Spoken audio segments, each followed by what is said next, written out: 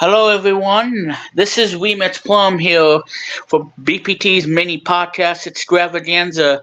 Ladies and gentlemen, get ready because tonight's stream is all about my favorite game and handheld of the 90s, rather, for me, but it came out in 1989. And I am talking about the Nintendo Game Boy. And I will be joined by Luke Jeffers momentarily. So stay tuned, guys. It's going to be a great stream. It's going to be a bit on the short side because it's just going to be me and Luke for the stream, and Chris Kennedy will not be joining us tonight, but he'll be coming back at some point down the road. So, without further ado, everybody, enough of the chit chat and everything. Because, ladies and gentlemen, the BPT's mini podcast extravaganza, the last one for July 30th, 2023, and it starts after the ident and the countdown. Get ready, guys. We're going to talk about Game Boy, and it's coming up next.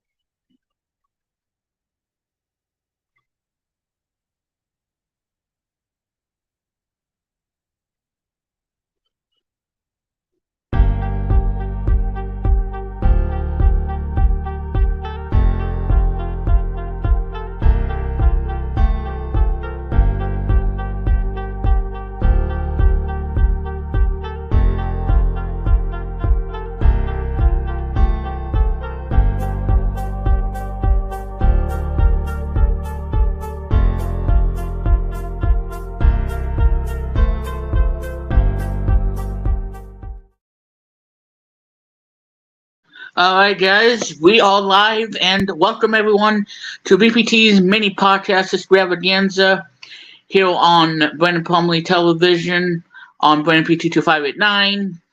Yeah, this is Remix Plum, your host, everybody, founder of Remix Plum Studios, and the CEO of Real One Media Networks. Yeah, that's right.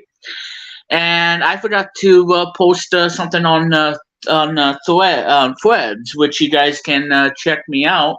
And I gotta add that in the description so you guys can follow me on Threads. And yeah, so there you go on that. But anyway, ladies and gentlemen, tonight is going to be epic because we are going to be talking about the Game Boy. Now, before we do the show, just want to say that, even though Luke, is much more PC, well, Mac kind of thing because he's a Mac user, but, PC education games and whatnot. But hopefully you guys will enjoy the stream nonetheless. And yeah, so there you go on that. But anyway, ladies and gentlemen, without further ado, let's start the stream.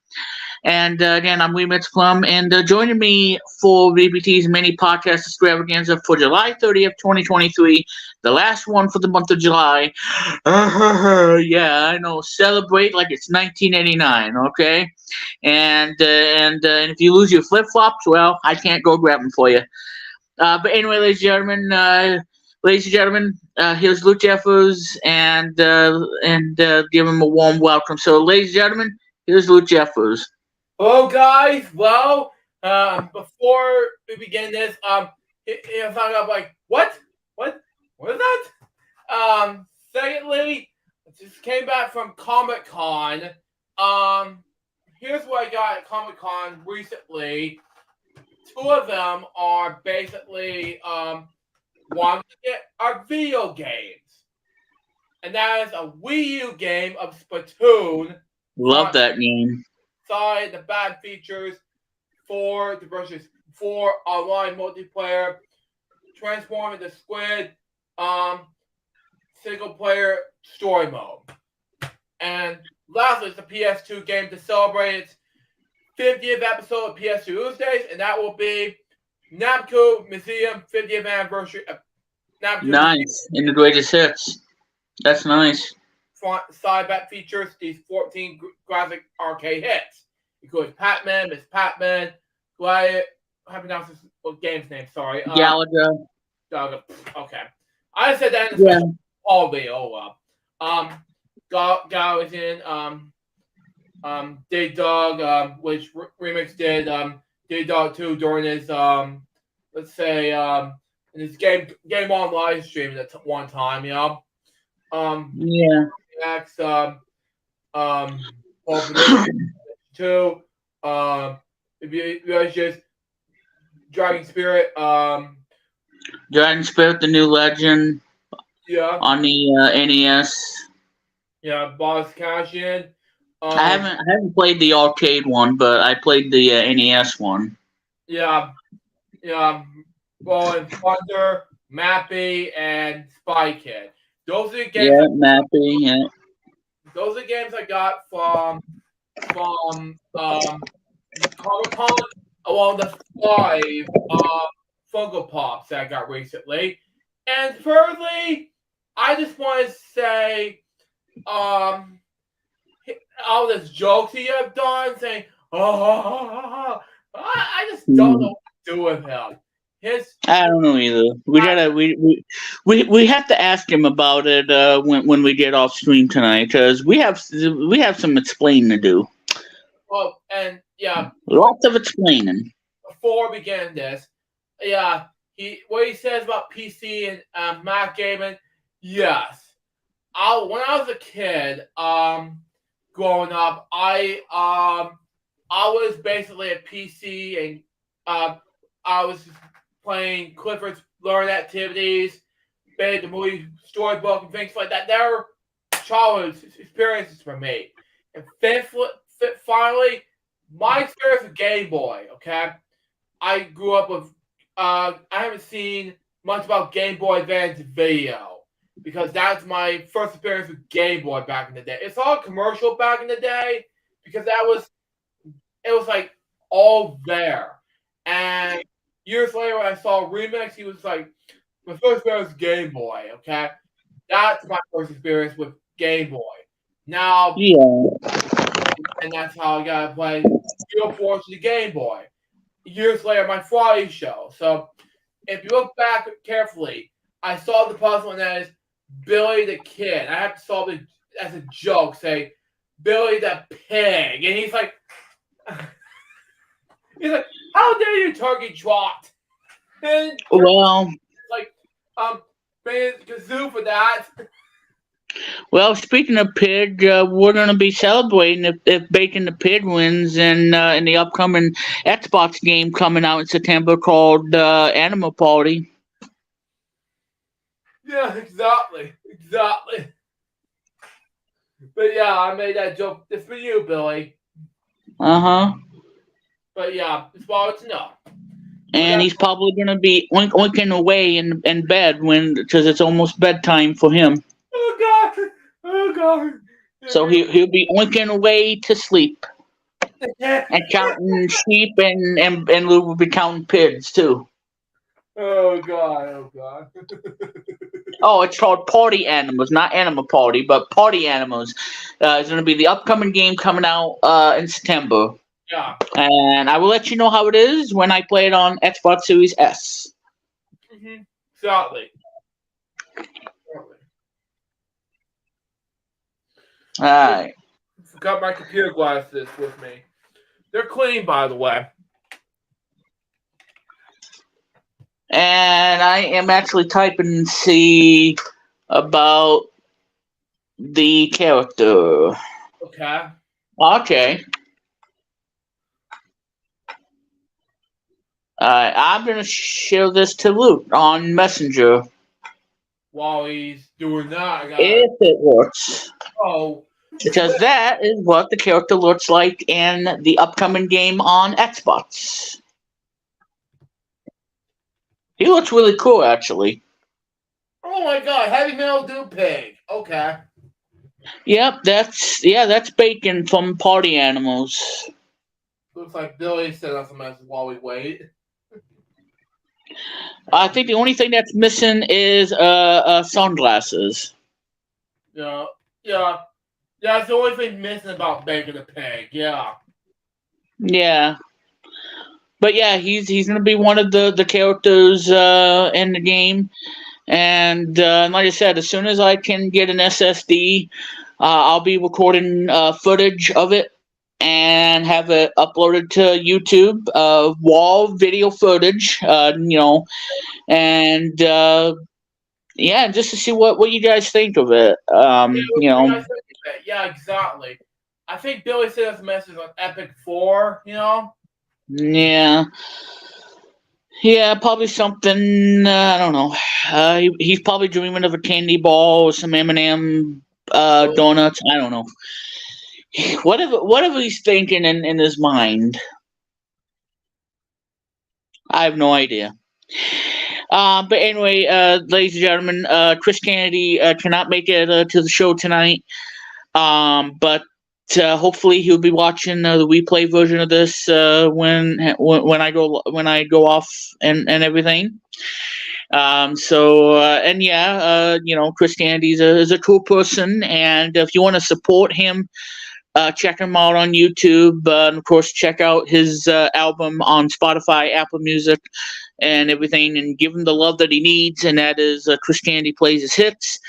And so go check it out and listen to it, especially Walkman Beat, the Conga.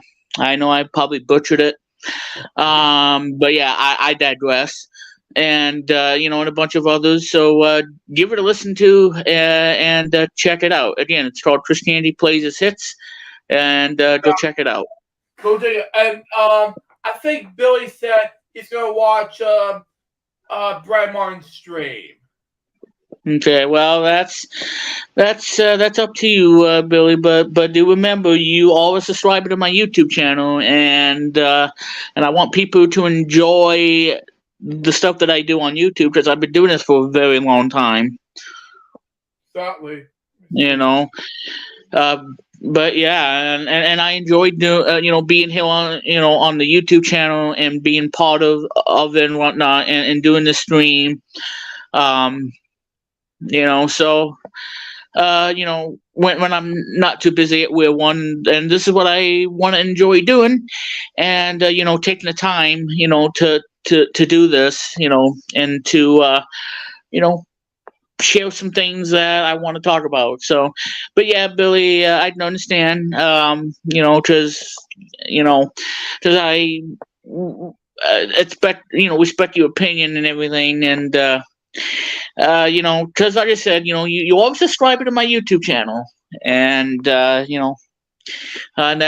everything in general about why I've been doing this for a very long time. So I can understand, Billy, but please make sure you watch the replay version. Yeah, sure. Because I know people don't really watch my content as much. I mean, although one video is skyrocketing in viewership, and that's that debug mode that I did in Sonic Mania, which is at 3,800 views. So thank you everybody for watching that. I would never imagine getting that high, getting that viewership high and whatnot. Yeah, so thank you very much, and it means a lot to me. And yeah, so thank you guys. I really appreciate it, because Sonic Mania is a great game. I wish there was a sequel to it, and but there's not going to be. And so yeah, but anyway, tonight's stream is not all about Sega and all of them, because tonight's stream, ladies and gentlemen, for BPT's mini podcast Extravaganza for July 30th, 2023, is all about the Nintendo Game Boy. Yes. Not about PC at all. Never. So. Game Boy. So anyway, ladies and gentlemen, we're gonna get through everything there is about the Game Boy and why it became a phenomenon and why it was the king of all gaming handhelds. When the thing came out in '89, and then really skyrocketed and everything in the '90s and everything. And give you all my personal experiences. 100%. Honest about everything there is about the Game Boy and the memories that I have with it and everything, because it's such an amazing gaming handheld, and it still is to this day. Even though Luke never seen the Game Boy until like Game Boy Advance, which came out in like 2001, which played all the Game Boy stuff, Game Boy Color and the original Game Boy, and that really what sold the system was having backwards compatibility, and that's what gives it the value and gives it the edge against the other competitors who can't say any of that.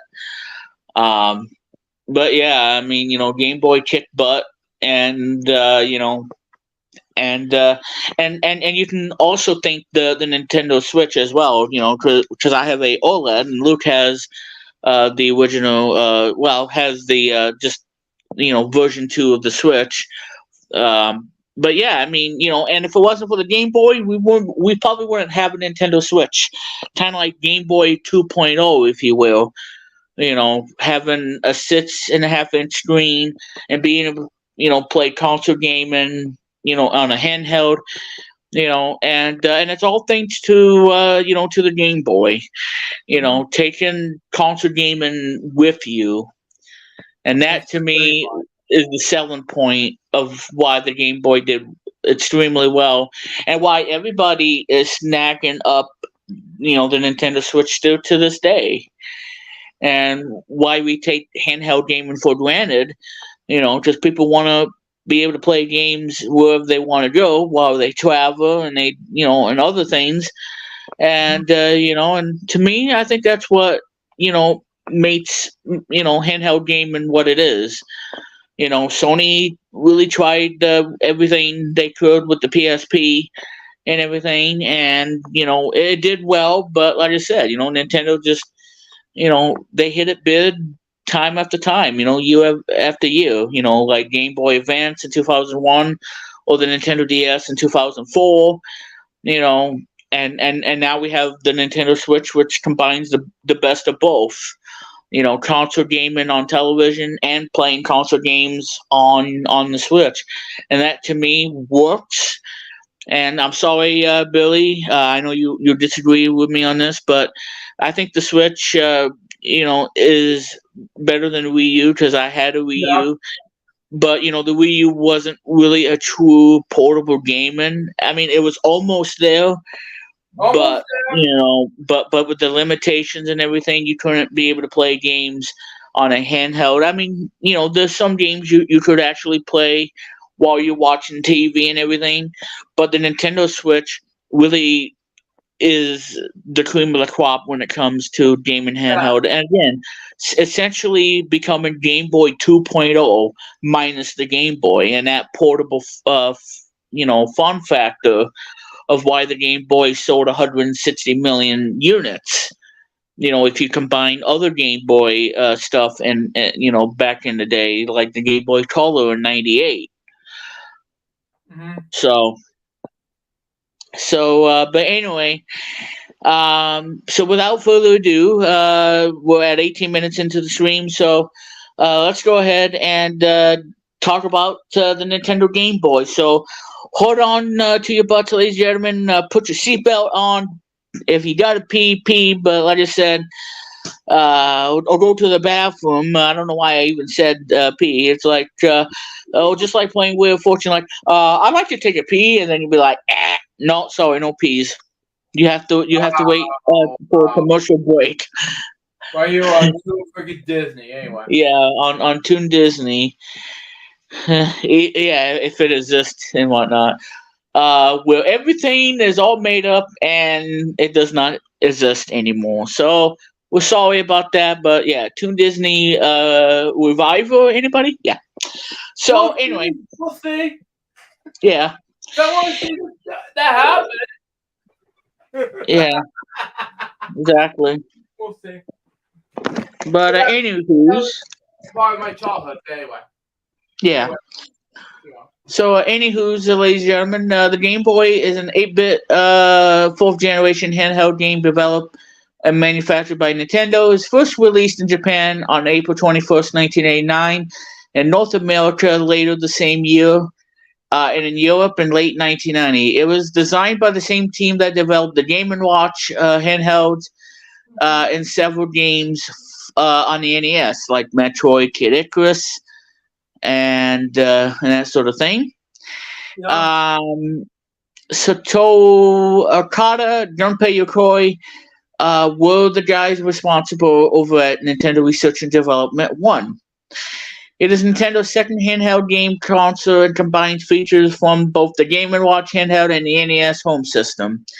The console features a dot matrix screen with adjustable contrast dial, 5 game control buttons, a D-pad, 2 game buttons, B and A, which works really well, and the D-pad, the best D-pad ever from Nintendo.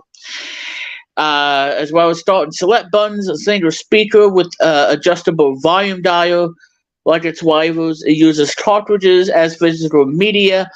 The color scheme is made from 2 tones of gray with essence of black, blue, and dark magenta. All the colors of the portrait-oriented rectangular unit are softly rounded, except for the bottom right, excuse me, which is curved.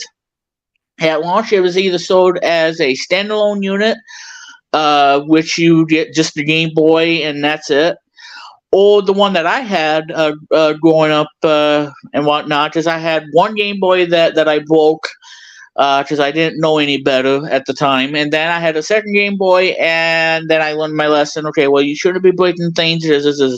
I mean, yeah, it's a toy, but it is a toy that you don't need to break, and you don't need to fool around like a maniac. But I didn't know all of that because I was, too little at the time to understood, well, okay, you shouldn't be doing that because that costs a lot of money. So I understand that. Just like, telling my mother that, okay, well, every time that, yeah, the vacuum cleaner is not a toy. It is a vacuum cleaner that you clean the house and everything, and you don't use it as a toy because it's not meant to be a toy. But anywho, we talking about shark vacuums, or are we going to talk about the Game Boy? So there you go. But anyway, it was sold either as a standalone unit or bundled with one of several games. Among them were Super Mario Land and Tetris. Several accessories were also developed, including a carrying pouch, a camera, and a planner. The Game Boy received mixed reviews from critics and deemed technology inferior to the 4th-gen competitors like the Sega Game Gear, the Atari Lynx, and the NEC Turbo Express. And its lack of backlit graphics, bulky design, and price were met with criticism. So obviously, it was met with criticism from the start. But however, though, despite of that, but it received praise for the battery life, library of games, durability in its construction, and it outsold the competition bar none, selling 1 million units in the United States within a few weeks, and an estimated 118.69 million. So that's 118.69 million units of the Game Boy, and its successor, the Game Boy Color, has sold worldwide. So there you go. And making it the 4th best-selling video game console of all time, it is one of the most recognizable devices of the 90s, becoming a cultural icon in the years following its release. Several redesigns were released during the console's lifetime, including the Game Boy Pocket, which I never had, but my brother did, and he even stole Donkey Kong Land from me, which I did not appreciate. But we'll talk about the games and stuff that I grew up with that I absolutely love and playing on the Game Boy. Mm-hmm. So let's see. Okay, so production of the Game Boy continued until 2003. So this was 20 years ago. Wow. Of the Game Boy being discontinued. So the Game Boy went for the entire 90s and had games all the way up to 1999. And that's why the Game Boy was a dominant force of handheld gaming. So there you go on that. And it was well released after the second successor, the Game Boy Advance, in 2001. Yeah. Grew up with sometimes at the time, which you told me about. Mm-hmm. And yes, I did have a Game Boy Advance, and I loved it. Although I think the stream probably would have been better, but that's why they came out with Game Boy Advance SP, to fit some of the criticisms that Yeah, people had on the original GBA. yeah, But we'll get to that and whatnot in the yeah. time being. So Game Boy was designed by Junpei Yokoi and is all-in-one OD Research and Development One or R&D One. Following the popularity of the NES, he had a meeting with the former Nintendo president who is in heaven. We miss him. Hiroshi Yamauchi, saying that he would do a handheld system with interchangeable games. The original code name for the Game Boy is Dot Matrix Game, referring to a dot matrix display in contrast preceding the Game & Watch, which he also created in 1980. That's segmented LCD pre-printed with an overlay limiting each model to play one game. The initial DMG came to be featured from the final product model number DMG-01. Okada and Yokoi led the development of the console, which led to disagreements. Yokoi felt that the console could be small, light, durable, and successful, and have a recognizable library of games.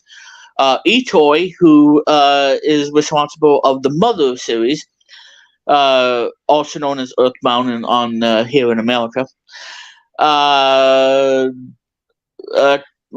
visited Nintendo and conceived the name Game Boy for the console. So he actually came up with the whole idea of calling it Game Boy for the console he was designing. The initial reaction was very poor at Nintendo of the name. So the reaction to the name Game Boy in Nintendo was very poor. And giving it the nickname Dame Game from Nintendo employees, which Dame means hopeless or useless. Wow.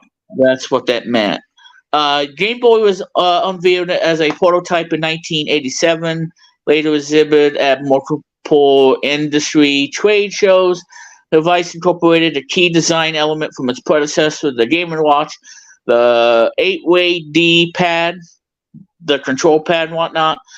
Also, as the D-pad, like I said, was developed by Yokoi. He's the guy that brought us the D-pad, the phenomenal D-pad, and it's still used today. Like the PS4 controller, and I would say the best D-pad right now has to be the Xbox Series S controller. Because even though I do have one criticism, one complaint, and that is if you move left and right. It's tactile and everything, and it can get kind of noisy and everything. So as I'm tapping, it can get quite annoying. But at the same time, this is a great D-pad, much better than the Xbox 360. Yeah. So there you go. There you go. So D-pads are still around, still to this day. And I would say the Switch's D-pad is not that great. Sorry, but that's just me. But anyway, back to the topic at hand. A flat controller that would not extend beyond the handheld device casing. Yamauchi estimated the console would achieve sales of 25 million units in 3 years. A claim he regarded as bold for that period, and it turned out to be right for him because he was right about that. Wow. So the whole the whole everything philosophy for where the heck is it? Let me go down because I totally lost. Okay. So Nintendo's philosophy centered on the belief the appeal of the gaming system is primarily determined by the quality of its games. With this in mind, Yokoi and Okada developed Super Mario Land, a portable adoption of Super Mario Brothers, which is one of my favorite games ever, and I love Super Mario Bros. 3. Easily my number one favorite, and yeah, Super Mario Brothers, the 1985 classic, is the best game that ever was. I love that game to no end. But we'll talk about that too, so stay tuned. So Super Mario Land, a portable adoption of Super Mario Brothers to be the flagship title for the Game Boy. However, Hank Rogers brought the Soviet Union made game Tetris to the attention of Nintendo of America. Despite its simple graphics and lack of well-known brand, Tetris suitable for a handheld platform convinced Nintendo President Manuel Alcala to port and bundle it with the Game Boy as a result. So they were given a choice, either Super Mario Land or Tetris, and obviously Nintendo chose Tetris because of the addiction gameplay, fun and addictive, and having that would mean sales would boom, and it exactly did just that. And of course, Luke has the NES version of Tetris. And yeah, people still play the NES one, and of course the Game Boy. The Game Boy one is awesome. And many people like the Tengen version over the Nintendo, but I like both of them. But yeah, I mean, the Game Boy version before my life. but yeah, the Game Boy version is awesome. So Tetris was bundled with the Game Boy with the system in every region except for Japan, which came out in April 1989. And that was followed by North America in July, which is actually tomorrow, July 31st, in Europe in September of the following year. And Nintendo has spent $10 million on marketing the Game Boy. Wow. So the things that the Game Boy had, as far as hardware is concerned, has buttons that you know and love. Like if you hold a NES controller, you already know what the buttons are and why the NES controller was a groundbreaking controller, and why it's even far superior than even Atari's 5200 controller, which we don't talk about because it's garbage. No. And the 7800 controller, which was alright, but had buttons like you make a phone call, but you have that annoying joystick up your ear, and you'd be like, you have that joystick poking at you. But yeah, it's like, okay, was this meant to be made to, like calling somebody, on a Atari 7800? Who thought it was a good idea to have a numeric keypad? Like, and be like, well, is this a controller or a telephone? I don't know. There's this joystick, and I'm going to use it for a telephone. Oh, an AVGN episode, like. Yeah, it's like there's too many buttons. A lot of buttons. I'm not gonna call it, but it's too much. Yeah, use profanities. Yeah. But anyway, so if you're familiar with the controller layout, this will feel at home to you, because I think the buttons are great on the Game Boy, and I do remember that because the Game Boy was everything to me. Why I love it. So it had buttons B and A, select and start, and your traditional D-pad, and there's a volume control on the right side of the device, similar to and a similar dial to the left side is to adjust the contrast. So you want to make it light or dark, which makes no sense, but you can do that if you want, to adjust the contrast. At the top of the Game Boy is a sliding on and off switch. So if you want to turn on your Game Boy, as long as there's a game call in the thing itself, you switch it on, and you see the iconic Nintendo thing. Oh, excuse me. And you see the Nintendo thing drop down, and with that awesome chime that brings back a lot of memories and why the Game Boy was awesome. It's just everything is my childhood and why I grew up with a Game Boy. So anyway, so that's where so that's that. The on and off switch. And the slot for the Game Boy cartridges. That's where you put in the games and whatnot. The on and off switch includes a physical lockout to prevent users from inserting or removing a cartridge while the unit is switched on. And they recommend users leave the cartridge in the slot to prevent dust and dirt from entering the system. So Nintendo actually recommended that you left the cartridge in there to prevent dust and dirt, which I can understand, because you don't want to have a dusty old Game Boy, filth and crap. You really don't want to have filth and crap all over the place because Ooh-wee. it's kind of nasty. Nasty, Um, got back from get a snack over so here. yeah, so the Game Boy contains optional input or output connectors. On the left side of the system is a external 3.5 millimeter not headphone jack, but a DC power supply on the top. Okay, yeah, that's right. Duh. I was thinking of the headphone jack, and I'm like, okay, yeah, I got my brain scrambled. Probably because been thinking about any. I don't know. Anyway, blowing bubbles outside, but I digress. But anyway, so the Game Boy contains. Okay, so on the left side. Oh, okay, it's on the left side, not on the top. Duh. Maybe I should buy a Game Boy on eBay and see where everything is, because sometimes I really goof and screw up and everything, and yeah, so Yeah. I don't know. Anyway, so yeah, so on the left, not the top, idiot, um, is where it has a DC power supply that allows users to use a external rechargeable battery pack or an AC adapter. Well, why would you want to do that? Because the Game Boy had great battery life, unlike the Game Gear. 2 hours Game Gear, seriously. Come on, Sega. You guys should know better than that. Because people want to play portable games, for long periods of time.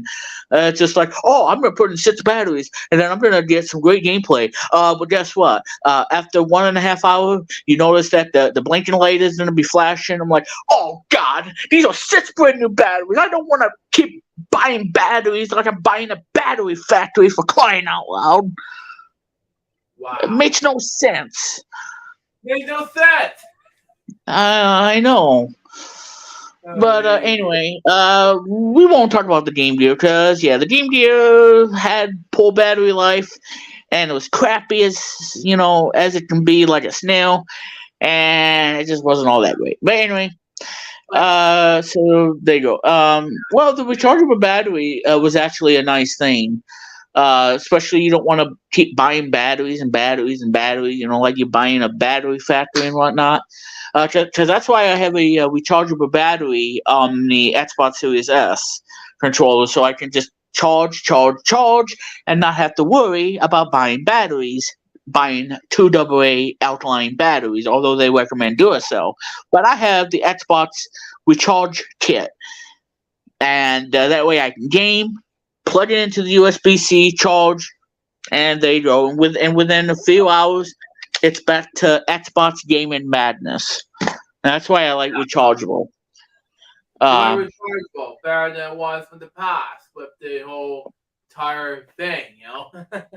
Mm-hmm. It makes sense. So the Game Boy. Okay, so Game Boy uses 4AA batteries, which I believe came included with the system. Probably not in the starter one, where all you get is just a Game Boy and a couple of pamphlets, but no batteries, because they think that guess what? We want to make it even cheaper, so we're gonna just not include the batteries, and you're gonna provide the batteries yourself. Yeah. So anyway, the Game Boy requires 6 VDC, or at least 150 MA. Don't know what that means. Okay, now speaking of the headphone jack, there is a 3.5 millimeter stereo headphone jack is located on the bottom. That I remember. That I knew. I never used it, but well, even though it was not that loud to begin with, just playing it on the speaker. But, I guess having headphones is recommended when you want to hear that nice music that the Game Boy had, nice sound and everything. Because Game Boy had great music in its lifetime, great soundtracks and whatnot. I'll get to that too. Yeah, so which allowed the user to listen to the audio with the headphones or you can use external speakers. That I did not know. I did not know you could, hook up a external speakers and playing it like that. Yeah, that might actually be a good idea. If you get the speakers that don't sound like crap, then there you go. There you go. Um, the right side of the device offers a port that allows a user to connect to another Game Boy system via a link cable. Now, I don't remember having a link cable, and even if I did, I didn't have anybody to play with because yeah, who cares? Okay, yeah. But I believe that the link cable was included with the Tetris bundle because that's what I got. It's just so I can have a free game, and then I can get more games at a local Kmart or a Walmart that would sell the original Game Boy games. So it was nice to have a free game. That's something you don't get anymore because now you gotta buy a game because that's just how it is. Especially when you buy a Nintendo Switch, and you gotta make sure you buy a game. Otherwise, you're gonna be looking at it, petting it like a pet. Or you can just watch YouTube, and then whenever you get a game, then play a game and whatnot. And yeah, Luke, I'm glad you got the Splatoon game on the Wii U because that was the game that I used to have on the Wii U, and I loved it. And I did a stream of that on Game On Live, like you mentioned, that I did on Tuesdays. At But the yeah, time, Splatoon. yeah, Yeah, go ahead, Luke. time, yeah, I did a special special holiday on the NHL, and I didn't know you'd been doing Split Tuesday. I was doing Yep. I was yeah, it was 2015 when that he did that. I mean, Way back in the day when Game On Live existed. but in my main channel, but that's just me.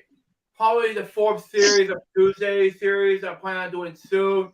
Probably 2024. That's my major goal doing Split Tuesdays HBM edition. And speaking of Splatoon, I gotta get Splatoon 2 and 3 for the Switch Same because here. I think that those are awesome games. And Inkling Boy, Inkling Girl, and I gotta tell you, Splatoon has really nice wallpapers and everything. Because I do like the Inkling Boy, and I'm glad that he's a playable character in Smash Brothers because he is cool, as well as Inkling Girl. For all the girly girls out there. But I'm just saying, I'm Yeah. not a girl, but if any of my subscribers are girls, thank you.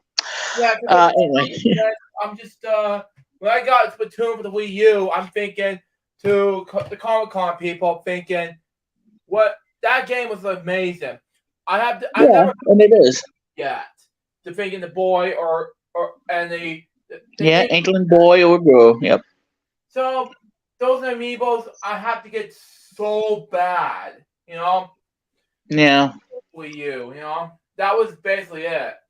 So that's what I have to get. And the important thing is these amiibos were need to be important to put. They're just toys. So I never had these yet. So Right. that's probably years ago, like probably 8 years ago when they first released this. So I figured, why not just get this? At Comic Con 8 years later. So I got it. Thank God, after 8 years of crap is over. Yeah. But anyway, yeah. So the link cable was a way that you could connect to another Game Boy using that cable, and it would allow you to play certain games that are two players or even four player. And with that, you would need a special adapter to play the four player games.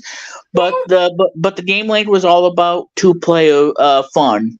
Certain games had two player, and I never in my lifetime had the ability to try out and test out a two player game.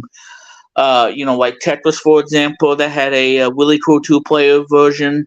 Tetris 2 that had a two-player, where it's just you against well, if you didn't have the game link, you could play against the computer, but the Game Boy had a limitation where it was just you, and you won't even know how your computer player is doing because of the limitation. and whatnot. And even if you put in the game link, I don't think it would even show you what the computer player, is progressing. But it does tell you on the gameplay, on the status. But yeah, that was probably the major limitation of the Game Boy.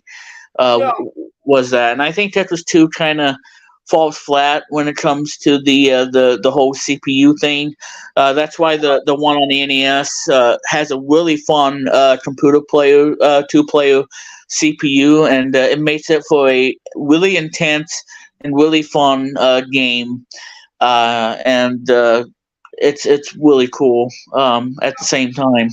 it does. It really does. Because you see, it would be too much for government for gaming, like Game Boy, Yeah. The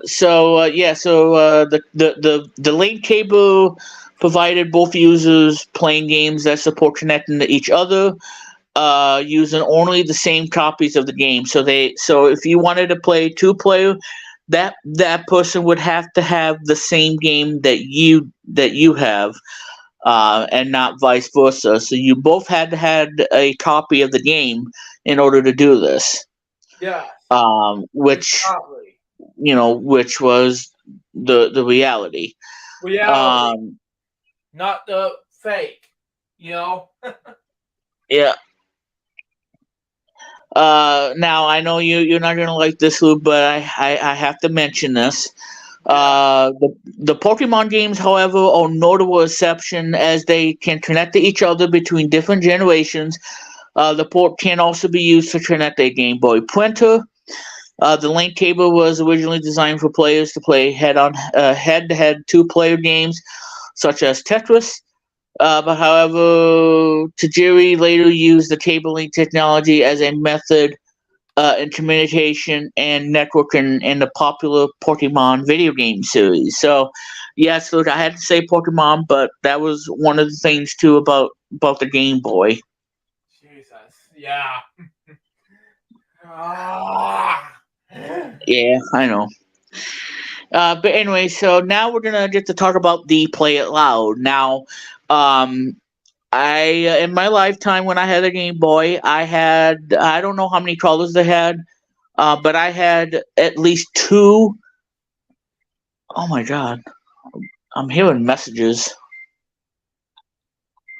What is going on? Sure. Oh, it's the tablet that's making noise. It's like that Amazon tablet is freaking out over there, and all I'm hearing is a bunch of ding ba ding ba ding ba ding, and I'm trying to do a stream, and then the tablet's freaking out, and yeah, I gotta see what all this dinging's all about. Yeah, just silence your Oh, tablet. Cry out loud. well, it came from me. That's why 16 notifications. Okay, well, guess what? I'm gonna turn that off so I can shut up the Amazon tablet so that I don't have to keep hearing a ding, a ding, a ding while I'm doing the stream. So I'm gonna turn off the Wi-Fi just to shut it up so we can continue on with this mini podcast extravaganza. It's just like a fireworks going on, nothing but ding, ding, ding, ding. It's a bunch of Facebook Messenger fireworks going on in this house. Cry out loud. Come on. I think that this apartment is haunted. I feel like there's a ghost in my room, and it's not even Halloween yet. It's not even Halloween. Jesus. I mean, it's not like I'm gonna invite a pig to live in here. It's like, well, if I have bacon, when I play party animals, then yeah, I might invite him over, and just to tickle his feet, like, and I'm just losing my mind, folks. I don't know what I'm getting at. Yeah, but well, you can invite her along the way. Yeah. Okay, but yeah, I know. Oh crap. Okay, so anyway, guys, as I was saying, before the fireworks happened on the Amazon tablet, and I'm glad it shut up now. Shut up! Come on. Yeah, exactly. Yeah, 16 notifications. Obviously, it came from me. But anywho's, so as I was mentioning before, the Play It Loud series. This was a way, for the Game Boy sales to, because like I said, at the time, the Game Boy sales, you know, were kind of slowly going down and everything. From a huge tidal wave of selling, success and everything. Then it became a back burner. Going down a little bit, and the whole Play It Loud was created and everything. So, and again, out of all the colors, I can't recall how many colors they were. I had only two of them out of the whole thing, and there was a whole bunch of them in America. Yeah. But I only had two at the time, and that meant that I had three colors instead of the traditional white one that came out in '89. Yeah, 89, yeah. For the white one. So anyway, back to the topic at hand. On March 20th, 1995, Yeah, I was born, yeah. Nintendo released several special edition Game Boy models with colored cases, advertising them in the Play It Loud campaign, known in Japan as the Game Boy Bros or Game Boy Brothers. That made sense. Yeah. Yeah. Play It Loud units were manufactured in the colors of green, red, white, black, yellow, blue, and clear, which is a transparent color. This is And more, let's see. it's more in the Japan edition, like, go, Game Boy, blow your candles out. Yeah, but more like Game Boy. Let's blow out a candle, Game Boy. The Game Boy candle where you blow a candle and wishing it a happy birthday. Even if that exists, I don't think that would ever happen because you might want to be really careful about having a Game Boy candle, because you don't want your Game Boy to blow up in your face now, do you? I mean, that'd be scary. I mean, Scary. It'd be terrifying, Yeah.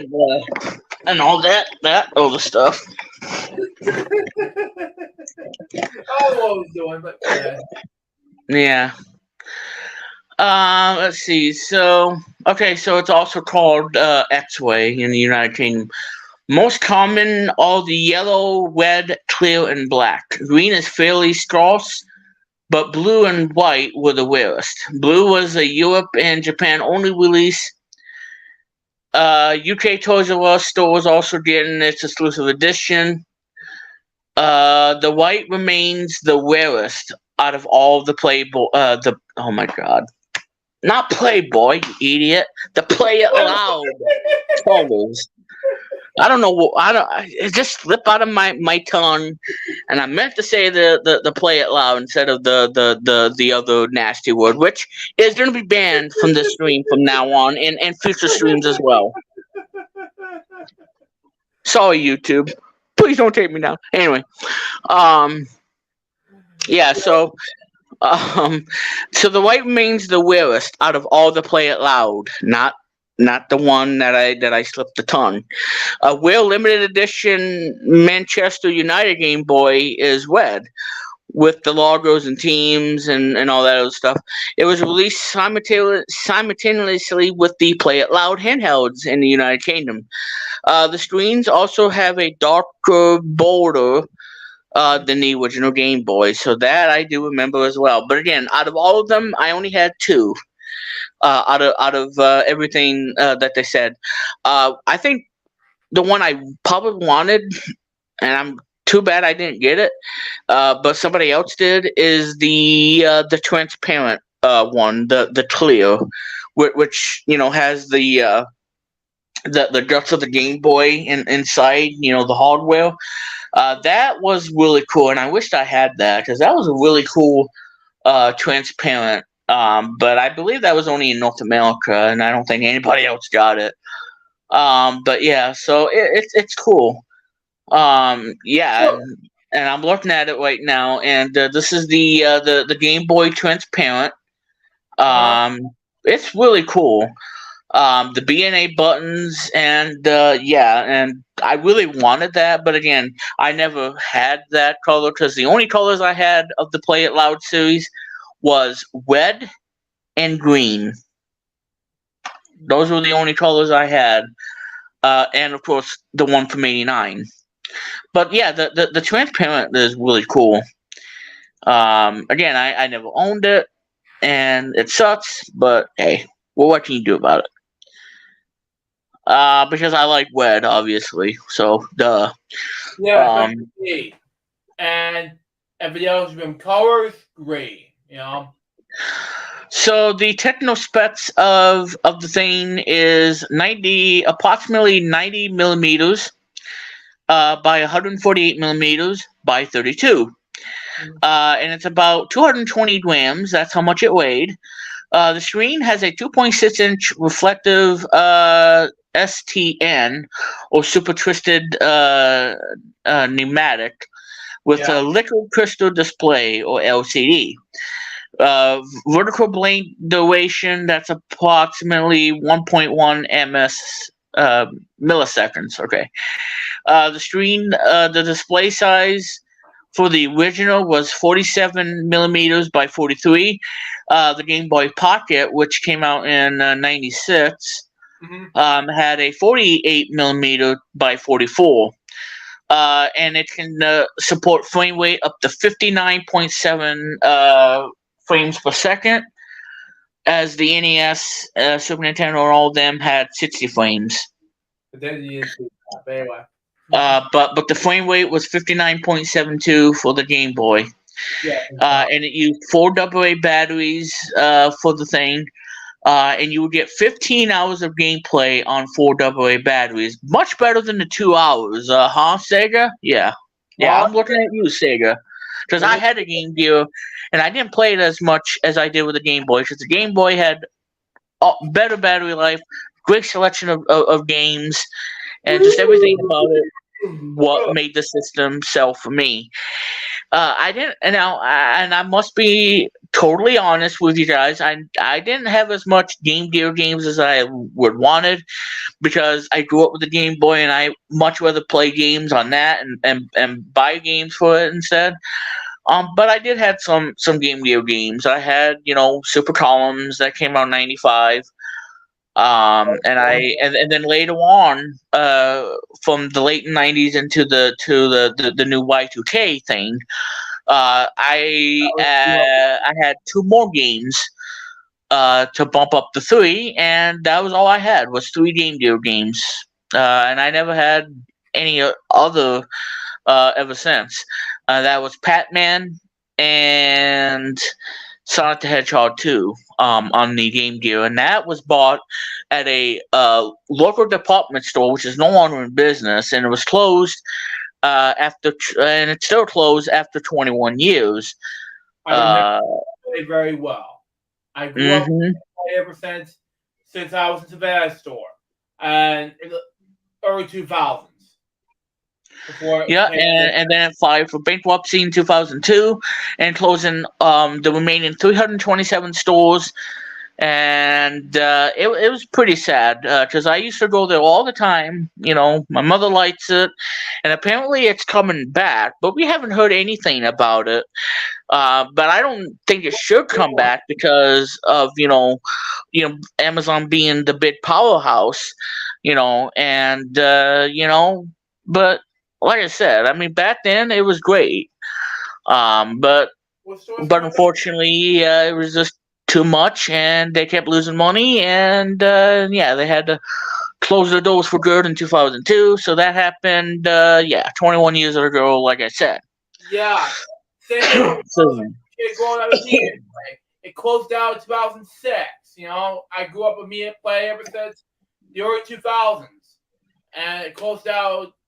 And I bum about it. I miss that media play store very much. It replaced my public store nearby nowadays.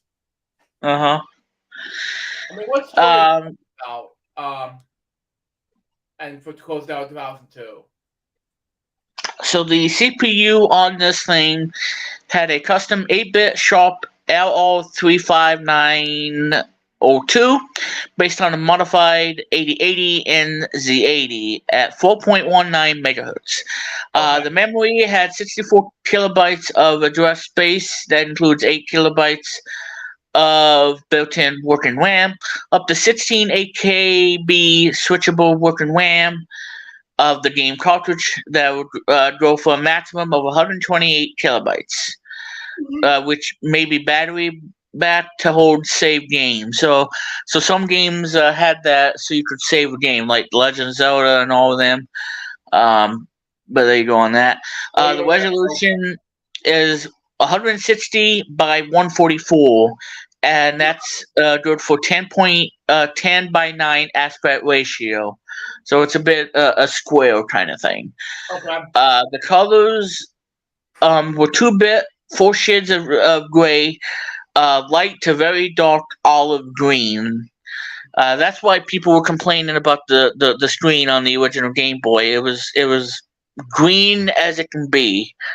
But again, they really wanted to keep the battery life to go all the way up and keep the cost way down, and that's why they did this.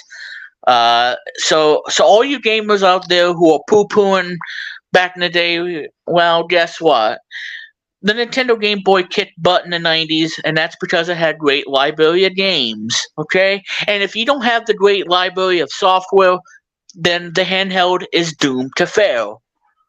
Yeah. Enough said. Enough said, because I was at that time frame not saying about not related to Game Boy, because back then it used to be called Game Boy Advance Video from 2004. They don't do that anymore in 2007. I was a bit numb because I saw the commercials of Game Boy Advance Video at the time. Because I never saw anything much about Game Boy Advance Video. Because at that time frame, I missed those days with Game Boy Advance Video. They used to be called Yeah. Nintendo Video at the time, but I don't know what happened to it. You know, Don't know. it's just too much.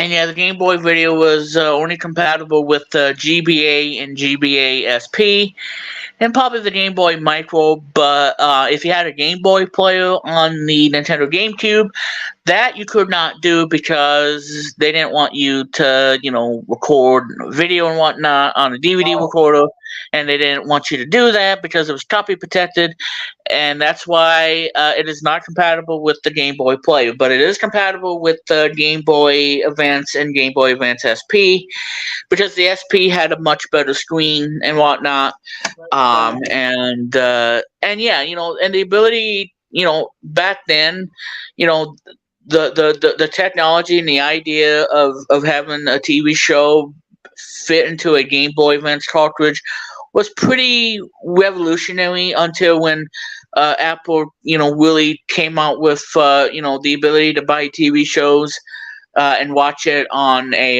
iPod video and whatnot, and a colored, an iPad, not an iPad, but an iPod with a color screen. Back then, it was a way for people to get much better quality video and watch TV shows on the iPod, and the Game Boy Advance video was really a cool thing. That to me was better because I grew up with Apple in 2005 in December. When I got this Christmas Day of 2005, that was my very first Apple product, that the iPod Classic. I was 10 years old when I got it for Christmas. And that was my very first experience with Apple back then. That was just like, wow. Got the iTunes player, the iPod Classic, got to download some stuff, and got to buy some new parts on the Apple. So I thought, okay, let's get some stuff right there. That was very successful right there. and that's why I had to download some shows and movies the first time, and to me, it players, no biggie. It was maybe successful, and Yeah. so that was the very first purchase I ever bought until they killed it. Like Apple Music, Apple TV, everything, Yeah. So that's very much what I was to say about it, because that was my childhood growing up when I was 10 to around the age of 25, That's just me. So anyway, let's talk about the revisions. I'm not going to read all of this, but anyway, July 21st, 1996, Nintendo released the Game Boy Pocket for a suggested retail price of $69.99. That came out in Japan on September 3rd, 1996. Oh wait, yeah, okay, and let's see. Hang on, I gotta make sure I get it right here. Yeah. It's September 3rd, 1996 in North America. Okay, so it came out on July 21st in Japan, and then it came out on September 3rd, 1996 in North America. A Yeah. smaller, lighter unit that required fewer batteries than the original Game Boy. Makes sense. And unlike the Game Boy that used AA batteries, this one used AAA batteries, and it Wow. only needed two AAA batteries. So that right there, we went from four batteries to now two, and it uses AAA, which the Game Boy did not use. And despite of that, they had to cut the battery life down from by 5 hours. So that meant that the Game Boy Pocket, it would provide you a battery life up to 10 hours of gameplay instead of the traditional 15. The unit is fitted with a 3-volt DC jack that can be used to power the system, and it has a smaller link port which requires an adapter to link to the older Game Boy. The port design is used on all the Game Boy models that excludes the Game Boy Micro, like I said. The Wow. screen, now the biggest improvement of the Game Boy Pocket was the screen, compared to the green color of the Game Boy of the Yeah. original. Yeah. The screen for the Game Boy Pocket was changed to a true black and white display, and I think that is much better than playing it on the green thing. So yeah, black and white, but black and white really helped with playing games on the Game Boy, and that way you don't get any ghosting effects, and I think playing games on the Game Boy Pocket, I think is much better than playing it on the 1989 or the 1995 Game Boy, because the Game Boy Pocket, I think, to me, in my opinion, is the way to go when playing Game Boy games, Yeah. because the screen was much better and had a much better contrast than the original Game Boy. Yeah. So I will say that that's a big plus of the Game Boy Pocket is the screen. If you open it out that way. Although, like its predecessor, the Game Boy Pocket has no backlight, allow you to play in darkened areas. So it did improve the visibility and picture response time. The first version did not have a power LED, and so the first version did not have a LED power thing to let you know if the battery ran out. But that was soon added by public demand, along with the new Game Boy Pocket and different colors released in 1997. Some of them were new to the Game Boy line, and a gold medal that was exclusive to Japan.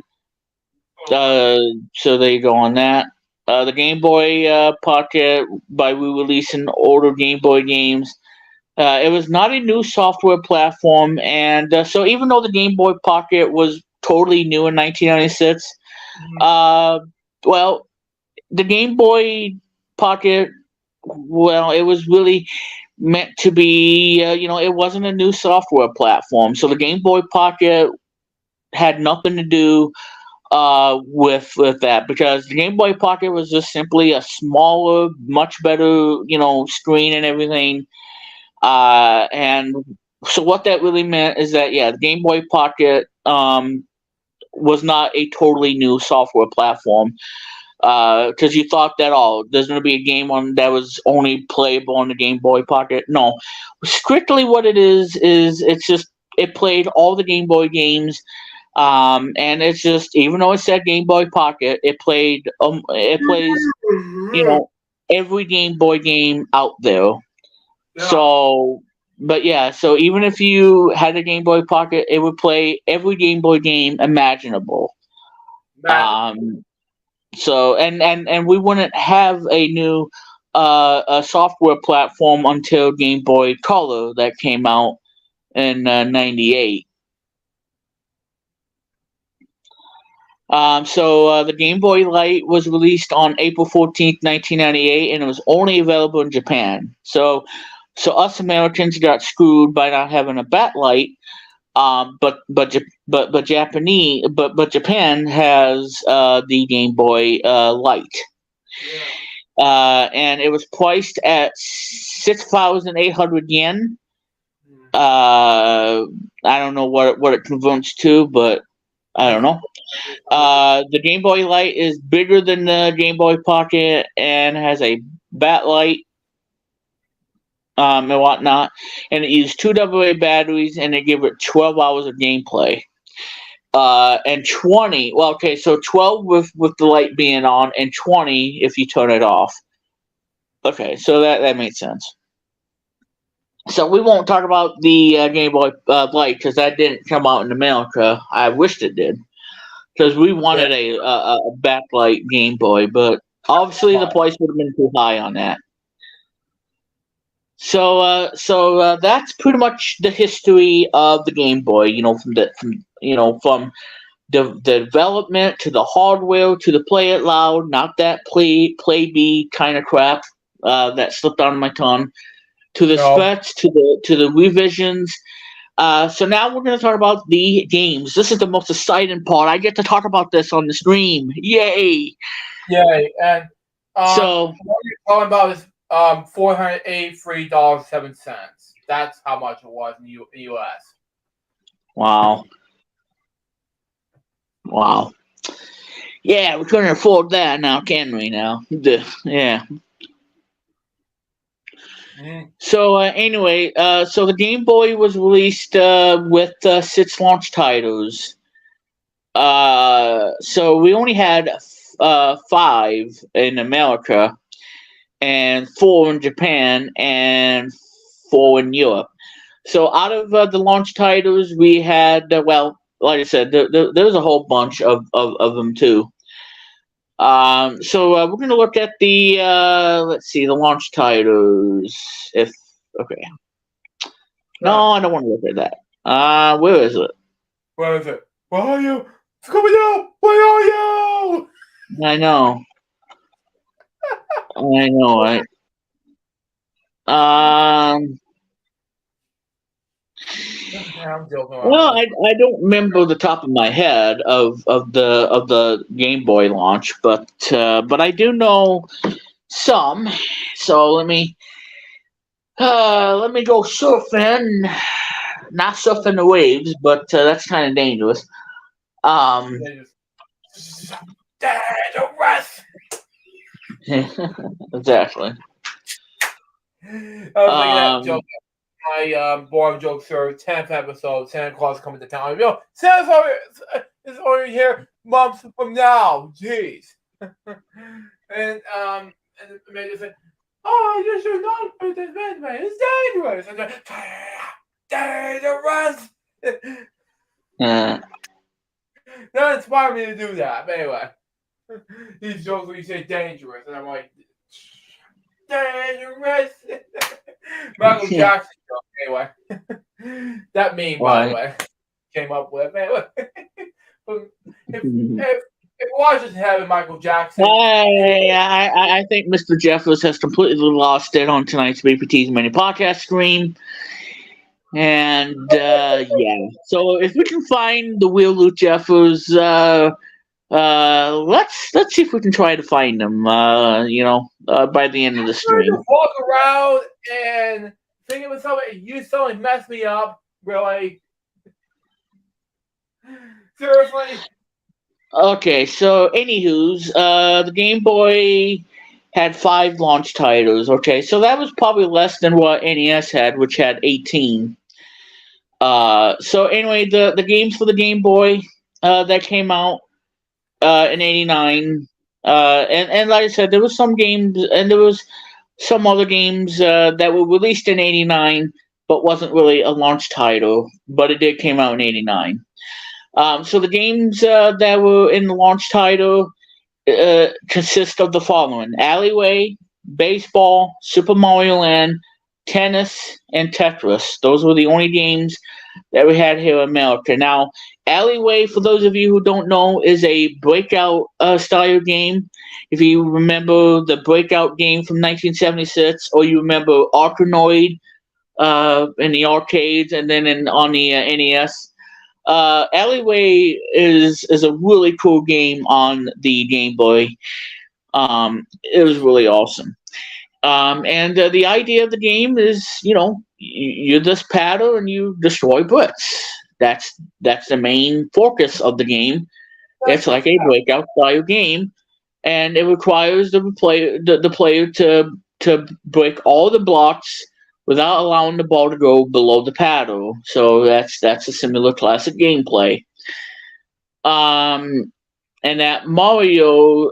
Okay, so on the bar chart, it is revealed that Mario, Nintendo's mascot, is actually within the paddle. So Mario is actually controlling the paddle on the bottom, while you bouncing the ball back and forth, up and down, to destroy the blocks one by one. Wow. Yeah. So this game is really cool. Um, I don't have anything much to say other than that yeah, it's a great game on the Game Boy. I played it. I never owned the game because I only had 2 launch titles. I never had the others, but I only had 2. But yeah, Alleyway is a great game, and it's awesome. It's a great game.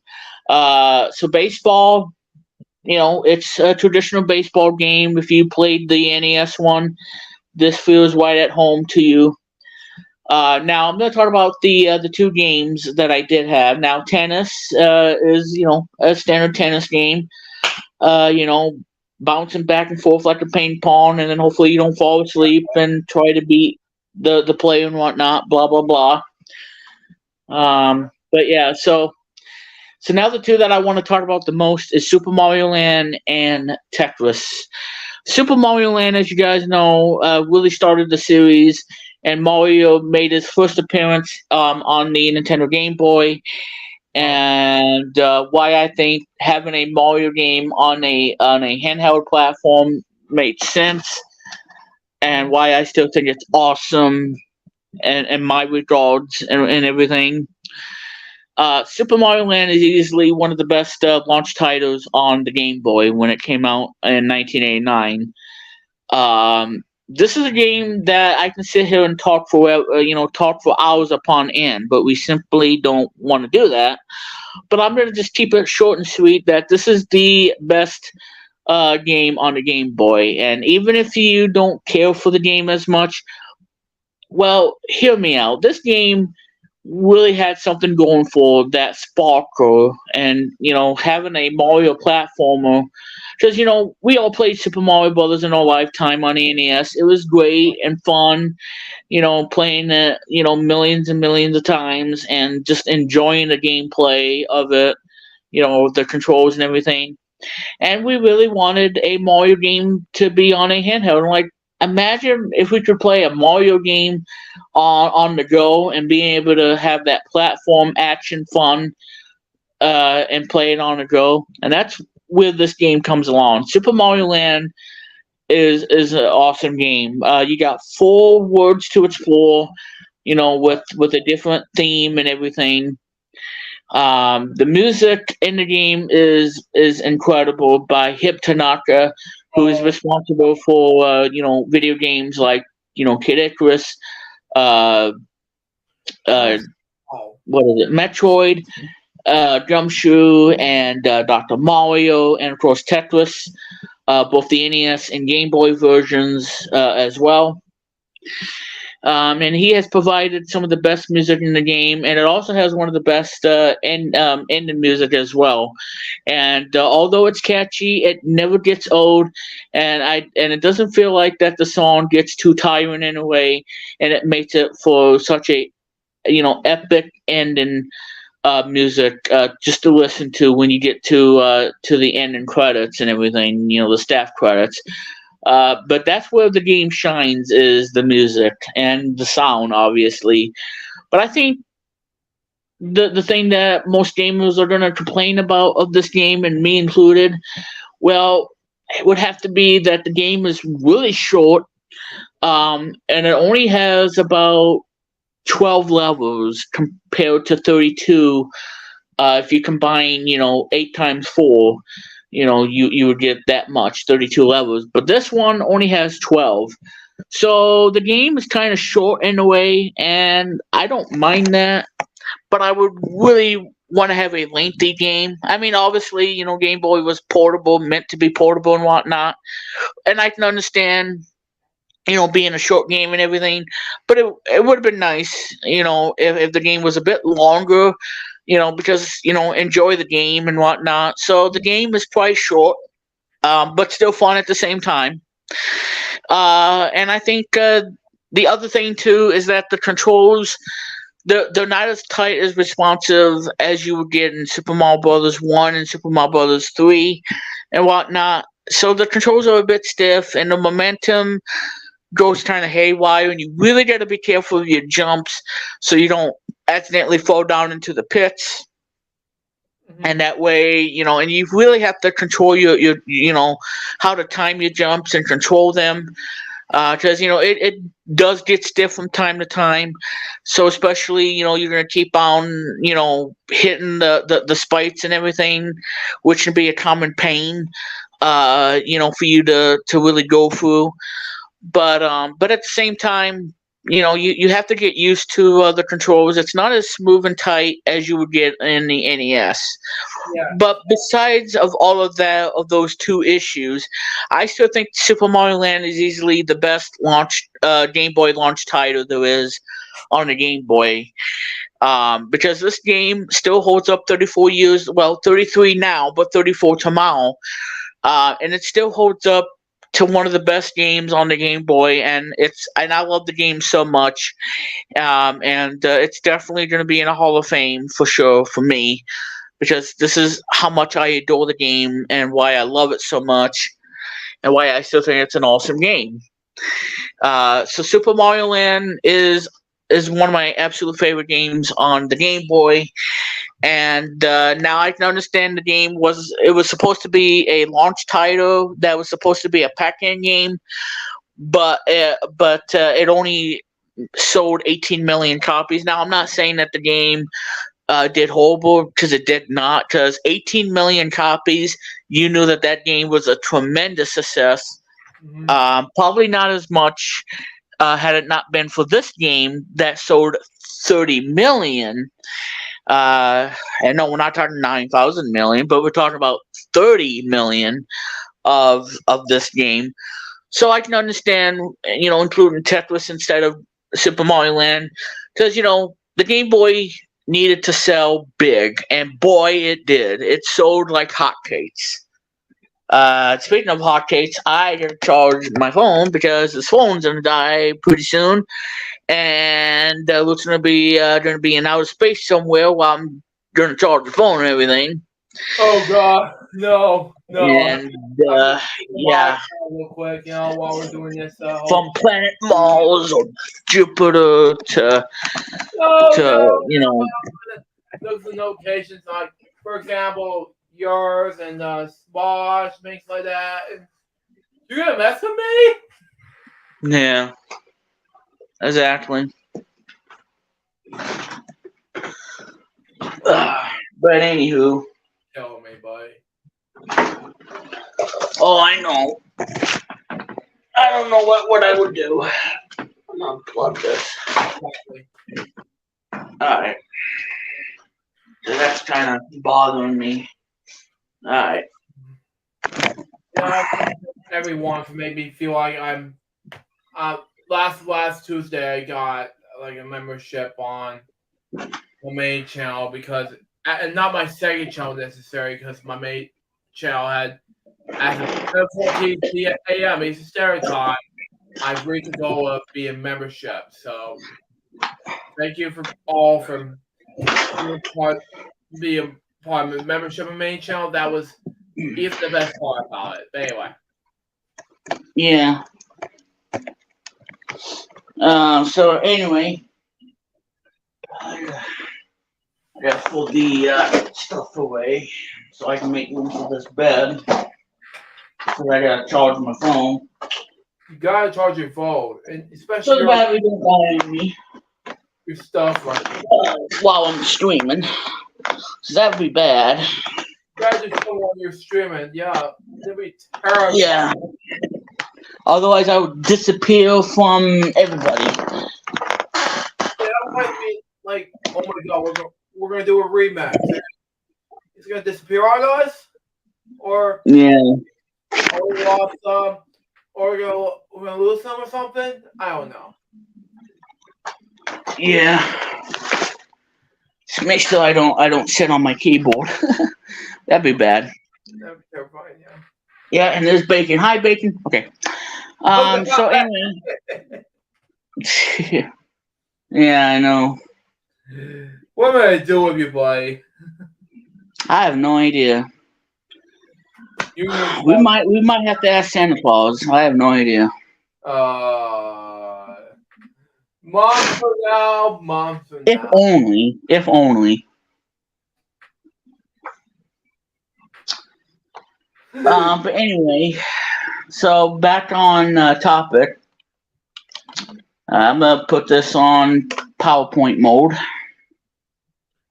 Oh man. That way you don't activate the screensaver. There we go.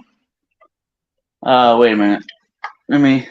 I just want to double check because I don't want my TV to turn off like it did last night.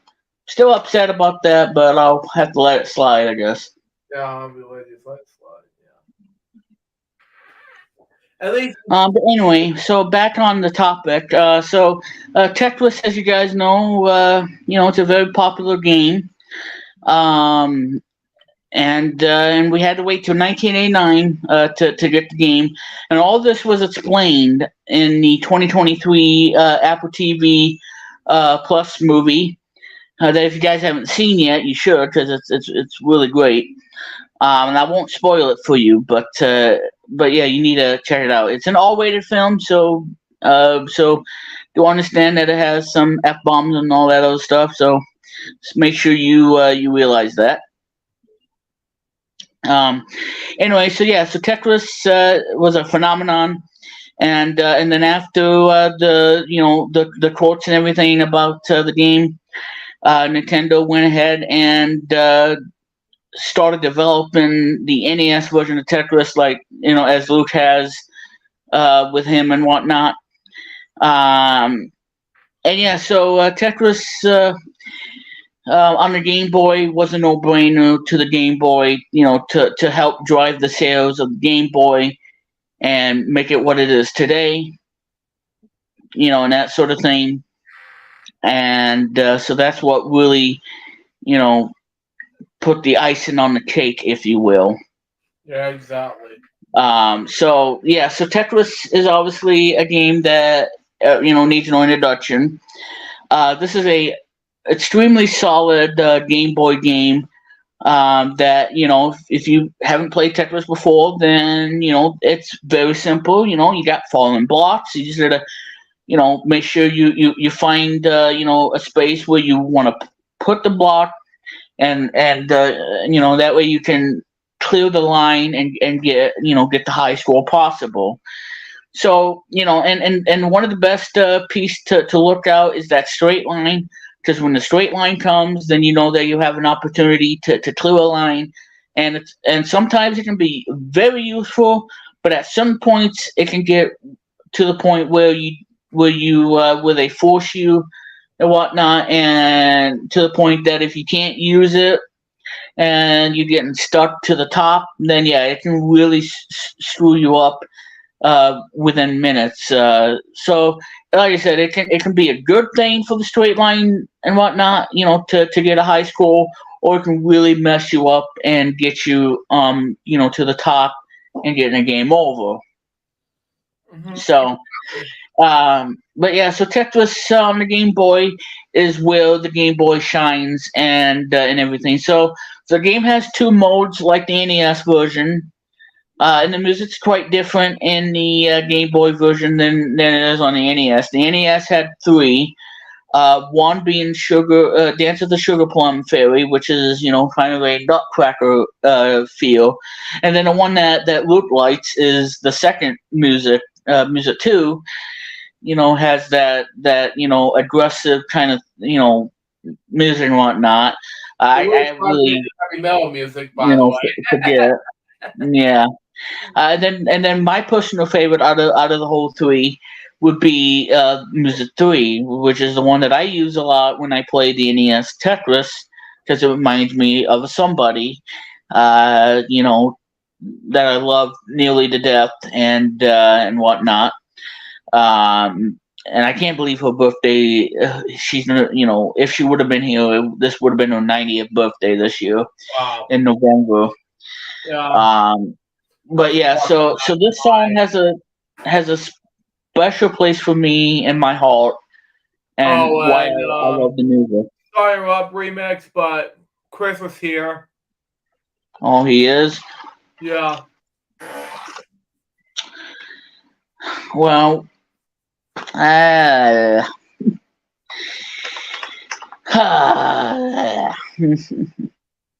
it's like I don't know. I need some V8. I need something. I don't know. Yeah. He was home early, so I'm thinking Well, he just I mean, I thought he wasn't going to be on the stream because he told me he was going to, not be here for tonight. That's why I wanted to do something different. But okay. See, folks, I think I'm going cuckoo for Cocoa Puffs. I don't know what's going on. Wow. I think I need my Cocoa Puff fix. Wow. Well, let me go on the text now, and I don't know. See, folks, I tell you, this stream's going really well, and now my brain's kind of mushing in, and it's just like 1, 2, 3, 4, 1, 2, 3, 4, and then all of a sudden it falls flat on your face, and then the brain starts getting mushy, and it gets all painful. Yeah, you're a mess. You're a mess. Okay, well, let me see. How can I do this? Okay, well, I guess I can add you in, Chris, because like I said, we're talking about games and whatnot.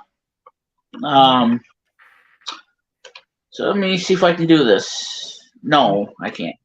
I want to copy the link. Oh my God.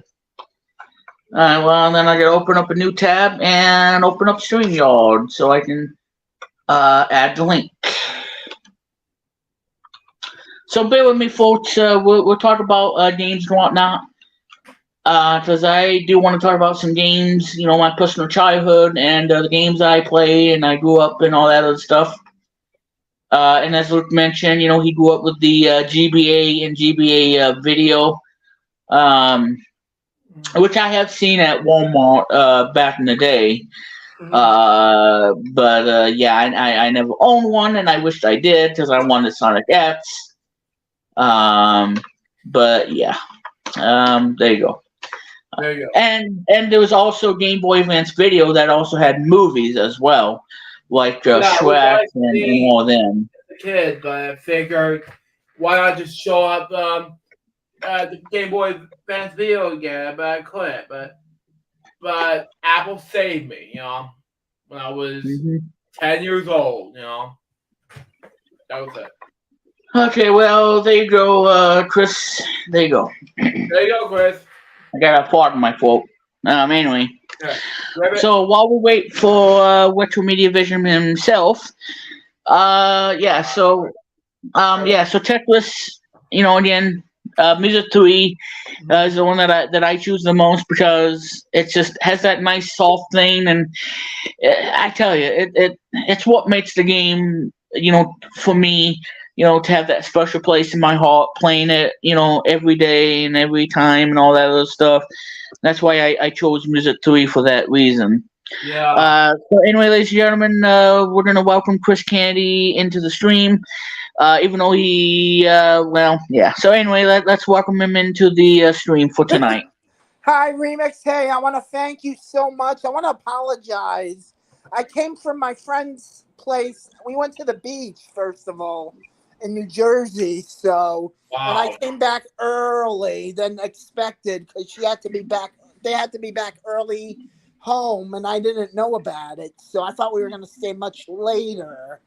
So I do apologize. I thought the plans changed on me.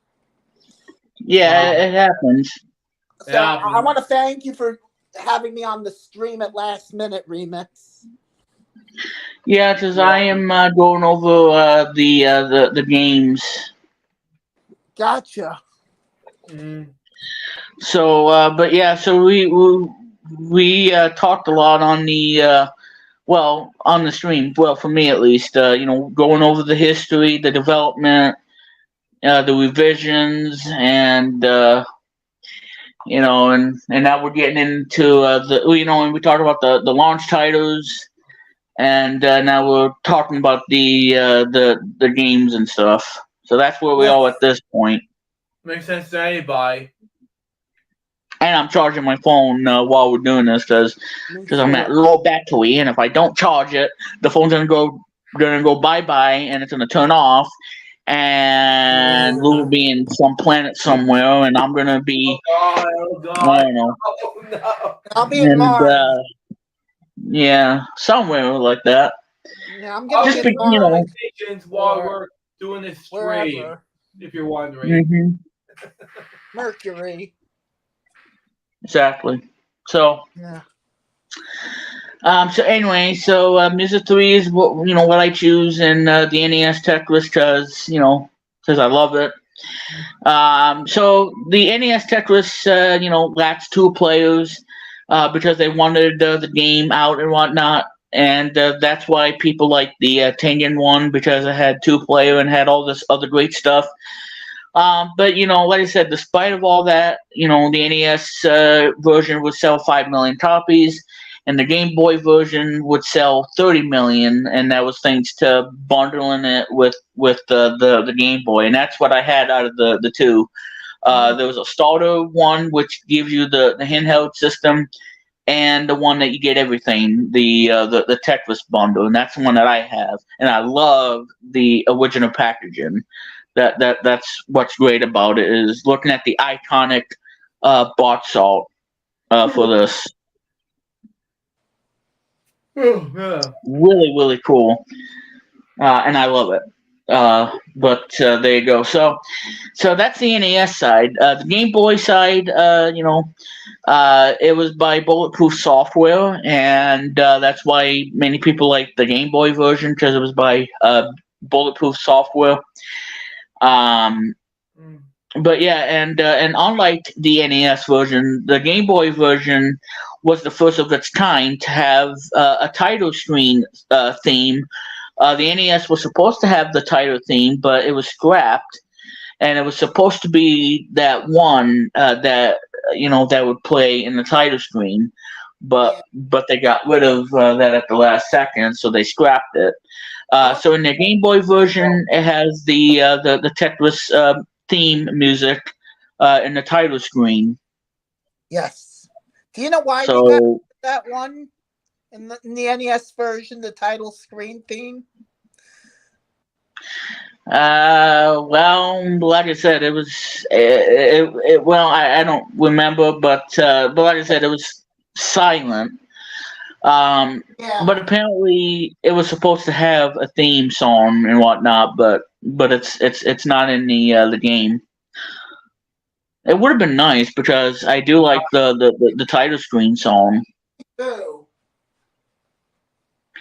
but the Game Boy one has that. And the Game Boy version had two players, and again, you had to have a Game Link cable in order to play against a friend and whatnot. Yeah. The two player one is the mode is the one that I haven't played because number one I couldn't find anybody to play, and I didn't know I had a Game Link cable, so I didn't even know how that worked. But yeah, so it's just a two-player game. You against your opponent.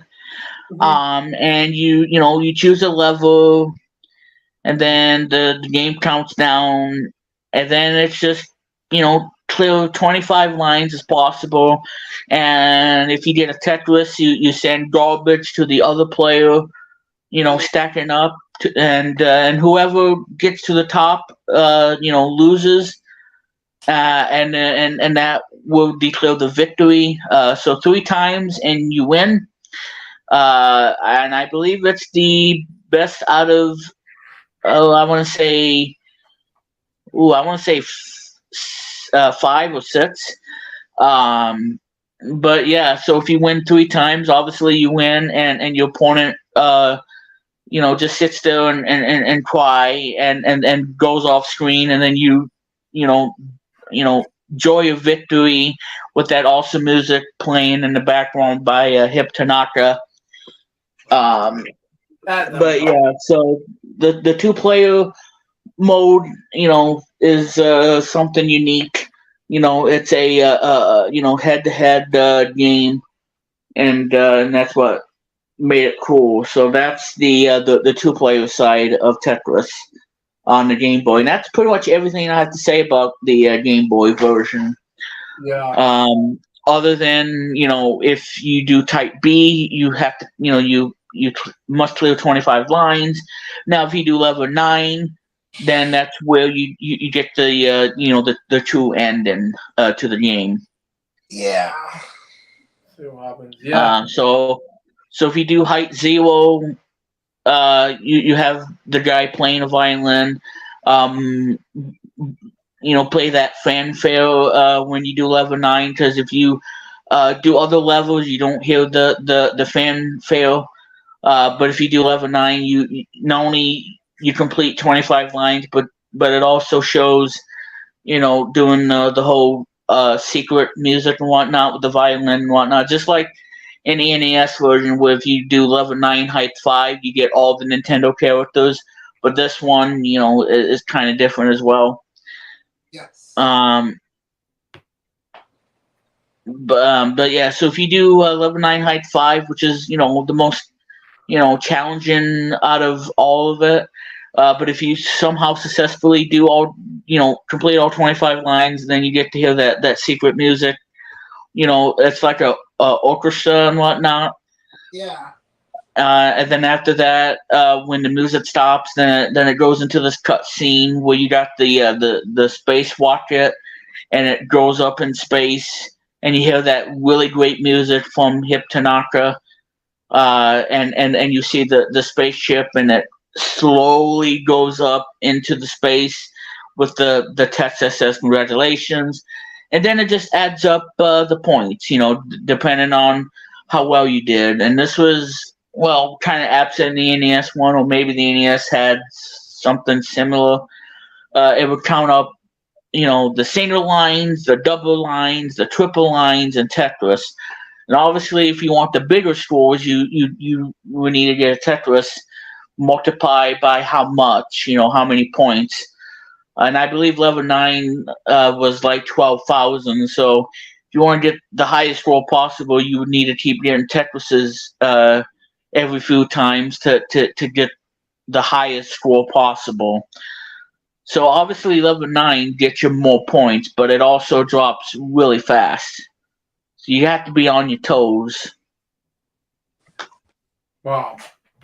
Yeah. And yeah, Luke, that is something that you probably should not do, because you have to train, do some training and whatnot, figuring out the whole physics of the gameplay, figuring out what puzzle piece goes and what, and to clear the lines and everything.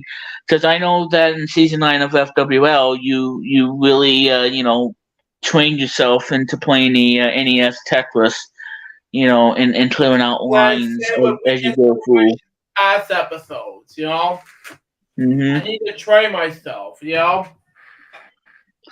Yeah, because I think level 9 would be way too fast for you, but I think level 0 or 1 would keep it at a slow pace, and for you to learn where the pieces have to I go, could go ahead, to maybe clear on a line. episode weekend celebrations, I should do that, episode 136 on YouTube edition. Should have done that, Because for me, I on episode 133, I have the biggest mhm, high score ever. right, 4,000, over 4,000, near close to be 5,000 points at the most. right, So I did not get a chance to win level 3 as of yet, but I did win the most amount of points so far. Almost there to 10 at this point, So I gotcha. won overall. So that wasn't fast enough. So say 0 or 1 will be the next part of next episode weekend celebration. So I haven't been more sense ready by. Hmm. So there you go. But as I was saying, like I said, for me at first, I had to get used to it and learn everything about the game. But ever since then, being an adult and everything, I'm pretty much, well, I'm not really, skilled Tetris player like other gamers are, who does the whole Tetris competition and whatnot, where they're so good at the game. And but I can tell you that in my past experiences, that I can sit there and play the game, and I know where everything has to go, fitting the pieces of the puzzle, clearing the lines as much as you can, and get as much points as you can. And for me, I trained a lot, and then I just get good at it, and then that's how I'm able to get past 90 lines, and then go all the way up to level 10. And at one point I managed to get up to level 20, and then I just tapped out and say no more of this. So that's how far I come when playing Tetris. I may, I do have the skills of playing the game, and I do. But the game is not about frustration. It's all about addictive, and you just can't stop playing the game. That's how much the game really means to me as a gamer.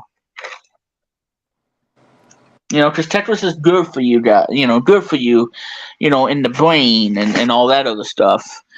Um, and for me, playing Tetris, in my whole lifetime, especially the NES one, and playing the Game Boy version, because the Game Boy version hates me for some reason, because every time I play it, it yells at me, and it just doesn't want to give me a Tetris and stuff. Then I always get on to the top, dangerously close. So I think the Game Boy version hates me because it's a classic game. I don't know why. It's just the Game Boy version hates me, and I don't get it. I don't know why, but apparently it does. Yeah. Wow. But maybe when Luke plays the Game Boy one, he'll probably he'll have to tackle the NES version. But the Game Boy you know is just awesome. To play the game, and still a lot of training to do. And still get more points and everything, and to the point that he can probably reach like I don't know 5,000 points in Type A or in Type B. Reach like three or whatnot, 3,000. It all takes a bit of training. And for me, I had to do that myself, and then when I got good at it, I just like this is an awesome game, and have fun playing, and getting high scores, and just have a ball with the game for either system, because I had both of them. Wow. So in a nutshell, ladies and gentlemen, Tetris sold 30 million copies, which was bundled with the Game Boy, and of course, Tetris was a huge seller for the Game Boy, and it still is today. Wow. And now you can play the Game Boy version of Tetris on the Nintendo Switch Online. Yeah. Yeah. Yeah. Now, I really wish there was a NES version of Tetris on the Nintendo Switch Online. I would be really happy if they, if they bring that to the Switch Online. Yeah. That would be awesome. Oh, did I lose you guys? I'm here. Okay, Luke had to mute his mic. That's okay. He'll be back. If Mr. Bucket doesn't come in his room and yanks the internet off of him, old Barney, whoever the two, because who knows, maybe Cool Cat would come to his house and be like, "Hey, bud, how you doing?" I'm like, "Oh my God, it's Cool Cat, I love you." Yeah. Anyway, enough about that. So, Anyway, so so the Game Boy turns 34 tomorrow, and that's why I wanted to make this as a theme for tonight for the podcast stream. Yeah. But yeah, so the Tetris Game Boy, sold 30 million, like I said. And I can understand why they include Tetris instead of Super Mario Land. And Luke is back. Guys, to interrupt you guys, but there's a thunderstorm going in my background. That's where air muffs attention, Yeah, that's all right. But so Tetris, it was an awesome decision, because, like I said, Super Mario Land sold 18 million copies, and the Tetris one sold 30. So obviously Tetris was a much better choice. But like I said, Super Mario Land is one of those games where you can play time and time again, and it never gets old. The music is great as always. The gameplay is great, and having a Super Mario game, portability, that was awesome. And now you can do it on the Switch, with new Super Mario Brothers, U Deluxe or whatever it's called, and now a new Super Mario game that'll be coming out on the Switch, called Super Mario Brothers Wonder, which I'm excited about because it looks really colorful, especially on the OLED Switch. I know Luke is excited about that game. Yeah, I'm excited. Yeah. But and whoever thought, bringing a Mario platformer, everything Mario, and put it into a portable handheld system, the Game Boy, and and make it entirely new, by Gunpei Yokoi, and this would be the game that Miyamoto was not involved in. He was not involved in the game, and that's why I think Super Mario Land holds up still to this day as one of the best games in the launch titles of the Nintendo Game Boy. Mm-hmm. Because even if Super Mario Land only sold 18 million copies, well, you gotta understand that. Yeah, I mean, it was just a tough decision. Because Super Mario, is for boys, obviously. But if you want everybody to play the Game Boy, then just then Tetris should be the game to bundle with the Game Boy, and that would sell a lot more. But like I said, Super Mario Land is one of my favorite games ever, and I love that game to no end. And yeah, it's a timeless classic, and it's a game that everybody should play. No excuses. No excuses. Oh yeah. Because that's what made the game. That's what made the game so well on the Game Boy, is being able to play an adventure of Mario in the palm of your hand. I'm like, this is unheard of back in the day, especially 1989. And this was a great idea to have a Mario game, in a handheld. And you look at Nintendo DS with New Super Mario Brothers, which is one of the best games on the Nintendo DS. That game, I think it was sold like 38 million or whatnot, and that game is still the best seller. It was a best-selling Nintendo DS game, having a Mario game on a DS, and New Super Mario Brothers on the DS is awesome. Wow. And I love that game. The other game I talked about, Chris, is Alleyway, which is a breakout style game. Mm-hmm. That's another game I talked about. Yeah. Alleyway reminded me of Arkanoid. Yep. Yeah. Yeah, had that Arkanoid style, and although the ball wasn't as fast as Arkanoid, because Arkanoid, that ball would go super fast, and it's just like it's like the ball is on steroids and all that stuff. It's like the ball being so hyper, it's like it's on steroids, and like, oh my God, where's that ball? Where's that ball? It's just going up and down. It's just crazy fast speed, like Sonic Wow. probably more faster than Sonic the Hedgehog. I mean, it's just, oh my God, where's that ball? Where's that ball? Like, I'm like, oh my God, where's the ball? It's going way too fast. I mean, it's like I'm losing my marbles here. Where's that ball? And it goes super crazy. That's how crazy Arkanoid can get, especially with the ball going way too fast, and it's just really insane. It's like hyper speed. We're nearly 2 hours in. Yeah. Well, yeah. We're getting there. Well, yeah, because I want to go over and talk about the memories I have with the with the game, the Game Boy. Well, I'm actually gonna just go ahead and talk about the games that I grew up with. The games that I play and everything. Yeah. I'm just looking at how well New Super Mario Brothers did. Yeah, positive. Yep. Some fans would criticize of its low difficulty. Really? Come on. Wow. It was a great game. I love that game on the DS. Yeah.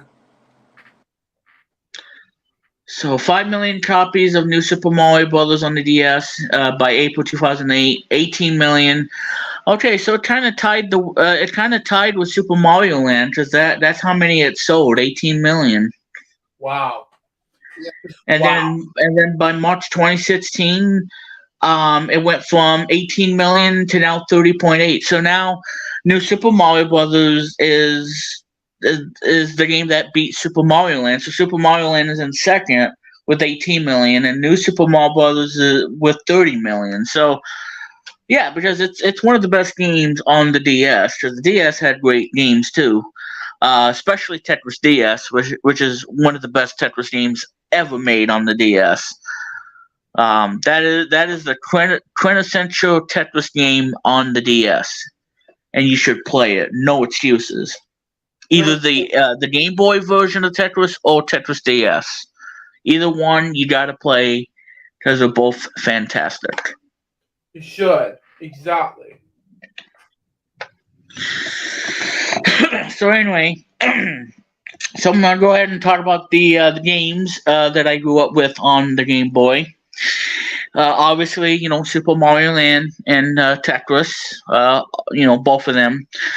And then the other games that I love on the Game Boy would have to be Konami's 1990 game, which had the Ultra Games label during the startup and whatnot.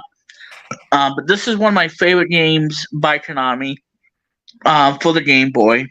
Mhm. And I didn't have a lot of Konami / Ultra games, Mhm. but I did had like two of them. I never had the other ones, although I wish I had. Oh, right. So one of them, of course, is and by the way, this is on the collection on the Switch, and I have that game, which is awesome. And that is Teenage Mutant Ninja Turtles: Fall of the Foot Clan. Yeah. And this is a game that I absolutely love, and I prefer this game over the NES Ninja Turtles because that game is there's some problems with the game, especially having too many sprites, would cause the points in the total and the high score thing to jitter up and down because of how many sprites were there on the screen. That can get kind of really annoying to the point that that the game cannot take that much sprites and all, and of course being difficult and everything, which can also be a huge pain. But I had that game and I didn't really care for it. It's all I said. Although it did have great music, I would say the music was really good. Yeah. But yeah, so Teenage Mutant Ninja Turtles: Fall of the Foot Clan. This is a game I can easily sit down and play hours and hours upon end. Now, there's only one thing wrong with this game. Only one bad thing is that the game is short. Yeah. There's only 5 stages in the game. So it might be okay, but at the same time, it's really on the short side. Oh. And I do also think too that this game's difficulty is, Konami still wants to make the game difficult as possible, still being fun and enjoyable. But I think the difficulty in this game is much more toned down, accessibility and whatnot, toned down a bit to make the game more fun to play for everybody. So obviously the difficulty, it's up there, but it's not totally frustration to the point that you just don't want to sit there and play it anymore. And I think that this game, I think the difficulty is just right for the game. Yeah.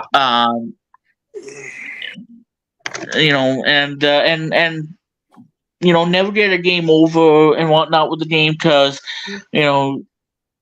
at first I get a game over and everything, losing all 4 turtles and whatnot. So I would never get a game over until I beat the game, and then it still says game over, and it tells you the score, how many points and whatnot, and the high score at the end.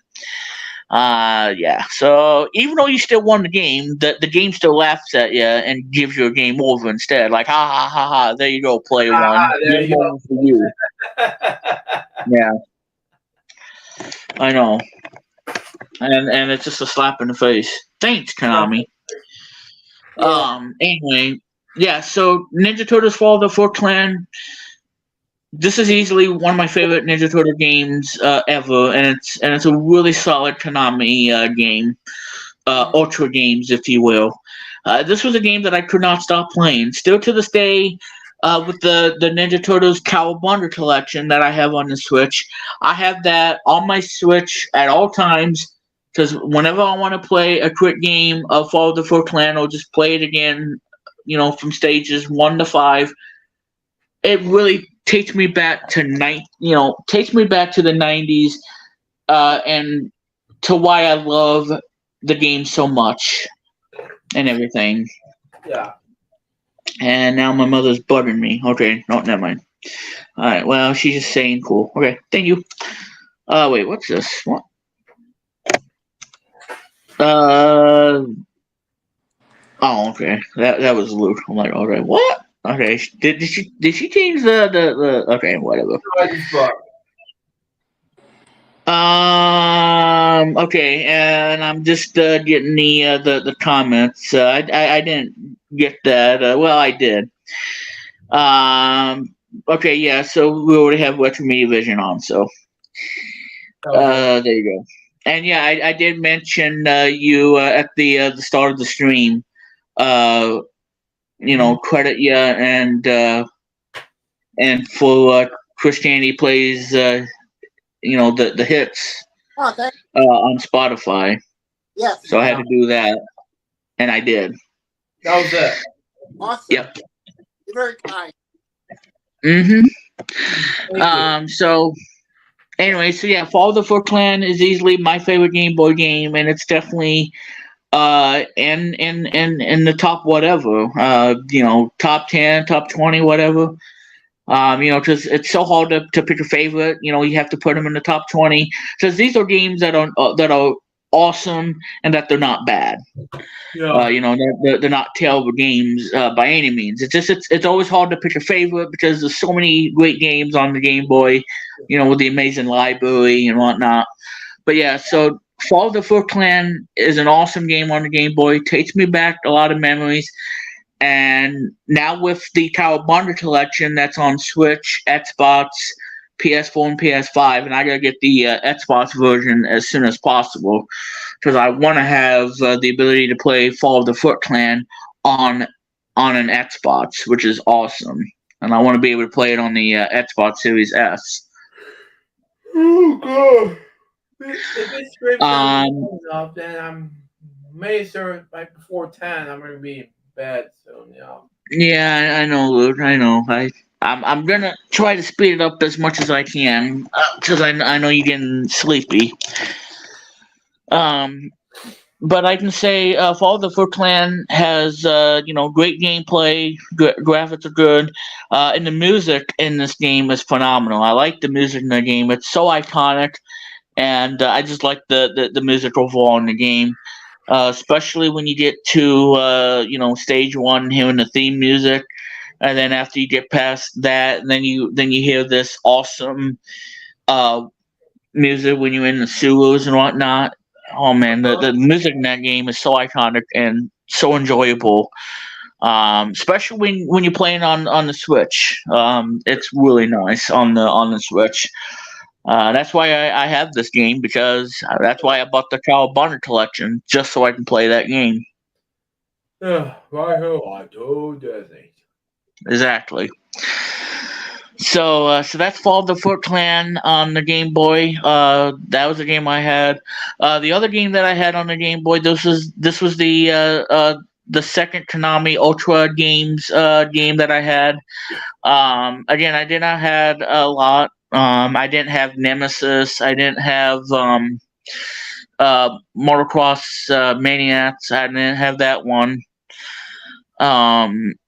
And I didn't have pretty much any other Operation C or Ultra Golf. So I didn't really have those games because out of all of them that Konami did under the Ultra label, I only had 2. Yeah, I know 2 of them. The other game that I had under the Ultra Games brand is a hybrid puzzle game that was only released in Japan on the NES. So you wouldn't be able to play it because the game was never made in North America. Then when the Game Boy came out, this game came to this was the only game that you could play in North America on the Game Boy. This is a really cool puzzle game by Konami, and it gets really tough as you progress through the game. And the game does have ending credits too. Just you have to get past a crap ton of stages, and you have to, be aware of the blocks falling down.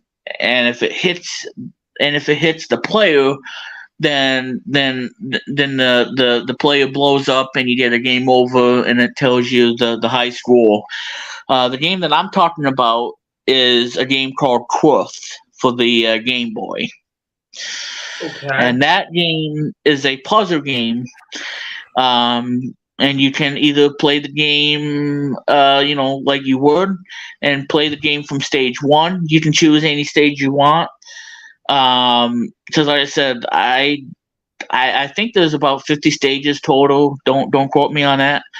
But yeah, as you progress through the game, it gets really, really difficult, and the falling blocks come down really fast, and you have to be on your toes at all times, and and try to make the squares so it can, that way you can eliminate as much crap as you can on the game board, and then that way you can clear a level and get to even more difficult stages. I can't tell you about the two-player option because I don't remember the two-player option because, again, I didn't have anybody that played that game with me. But yeah, so Quoth is another game that I had that was part of the Ultra Games label, and that was the one that I remember buying at a Kmart store. I think I remember buying it at a local Kmart in my home state, and buying that game at Kmart when they sold the old Game Boy stuff. And then I took it home and I enjoyed it. Probably not as much as Fall of the Foot Clan, but this is another game that is so memorable. And I do remember playing. Again, so this game only came out in Japan on the NES, but we were able to play this game on the Game Boy, and it came out here in North America. So that's the only way you could play this game on the handheld. So that game is called Quoth for the Game Boy, Okay. and that was the only two Ultra games brand that I had for the Game Boy. I never had anyone else. Nice. I'll tell you about another Ultra game that I think I got when at Kmart too. To go to Kmart all the time and get all the old NES and Game Boy games. This was before they bought out Sears. But yeah, so I remember another game by Ultra called Motocross Maniacs. Yep. And that was the name I did not had on the Game Boy. No, I had Castlevania, but I don't think that game was Ultra. But I know Motocross Maniacs had that Ultra Games brand on the packaging. Yes. Oh. So I'm not really counting the Konami games that didn't have the Ultra Games branding on it.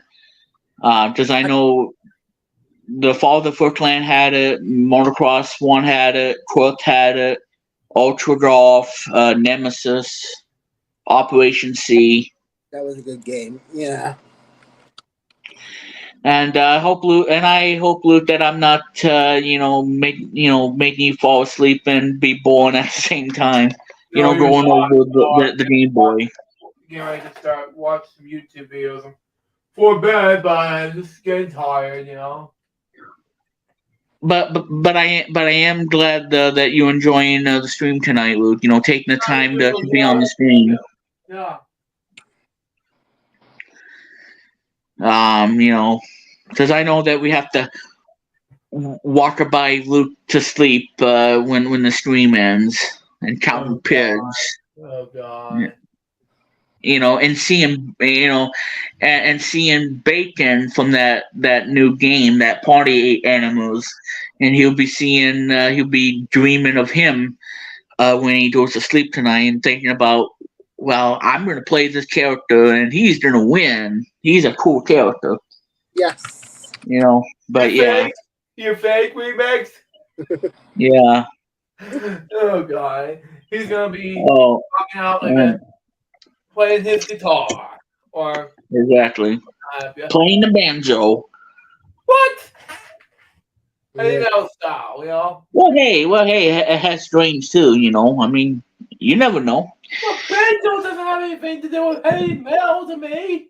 Well, you have a good point on that, Luke. Yeah, I mean, that's about it on that. Yeah, you do have a point. Yeah, heavy metal makes sense. Yeah. So those are the two games I had by under the Ultra Games brand Yeah. um, for the original Game Boy. Um, so what else that I can talk about? Okay, so I had those, and never had. Well, actually, I had out of the sequels for Super Mario Land, I only had the first one and the third one, which was Wario Land, that came out in '94. Uh, the one Mario Land game that I wished I had on the Game Boy, and I should have gotten this, and I would have wanted this game to my collection because it's probably my personal favorite Super Mario Land game sequel ever.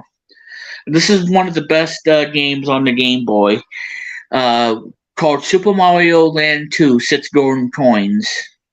Yes. And I wished I had that game because this game is awesome, and it's my personal favorite. And I'm not saying anything bad about the first one or the third one. They're both excellent games in my opinion. It's just like I said, the first one is kind of short, with 12 levels, and the controls being stiff, because it's unlike your traditional Mario game where it's tight and responsive. But yeah, Super Mario. Yeah. So Super Mario Land 2, this game was humongous. You had areas that you can go in any order you want, and you can play any level you want. As your heart, plays out. And one of the best things about Super Mario Land 2 was the awesome soundtrack that came in this game. The music in the sequel is awesome. Yeah. And they're probably even more memorable than the first one, because the first one had awesome music by Hip Tanaka, catchy themes and whatnot. Listening to the word for the Chinese kind of music kicks in, with that style of game. And like I said, Super Mario Land had awesome music, and Super Mario Land 2 really, takes it up a notch. And the music is incredible. So that's what I have to say about that, because the soundtrack is amazing. Now, this game also has the famous Tanaka song, and which you hear when you get a game over, and you wait for the 2-minute mark, and you get to hear Tanaka's famous, music that he likes to hide, a secret aid, if you will. A secret music that he likes to hide in the games, like Mario Paint. But yeah, this one has that Tanaka music in it. Whenever or whatever. No, I'm thinking about someone else. But anyway, it has that famous song in the game. That he likes to hide in the game. I'm thinking of the other composer, not Hip Tanaka. I'm thinking of somebody else. But it's this guy I know that likes to hide the song in the video games. But yeah, it's really cool, and the music is awesome. I just love the music. But yeah, Super Mario Land 2, even though I never had that game, I only had 1 and 3. I wished I had. I wish I would have, because this is easily the best sequel in my opinion.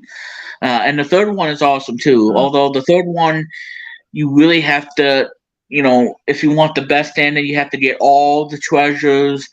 And so yeah, so the difficulty really does, go up a bit, because you have to do a lot of backtracking and find all the treasures. And I think that's what makes the game great, and and making it as long as possible.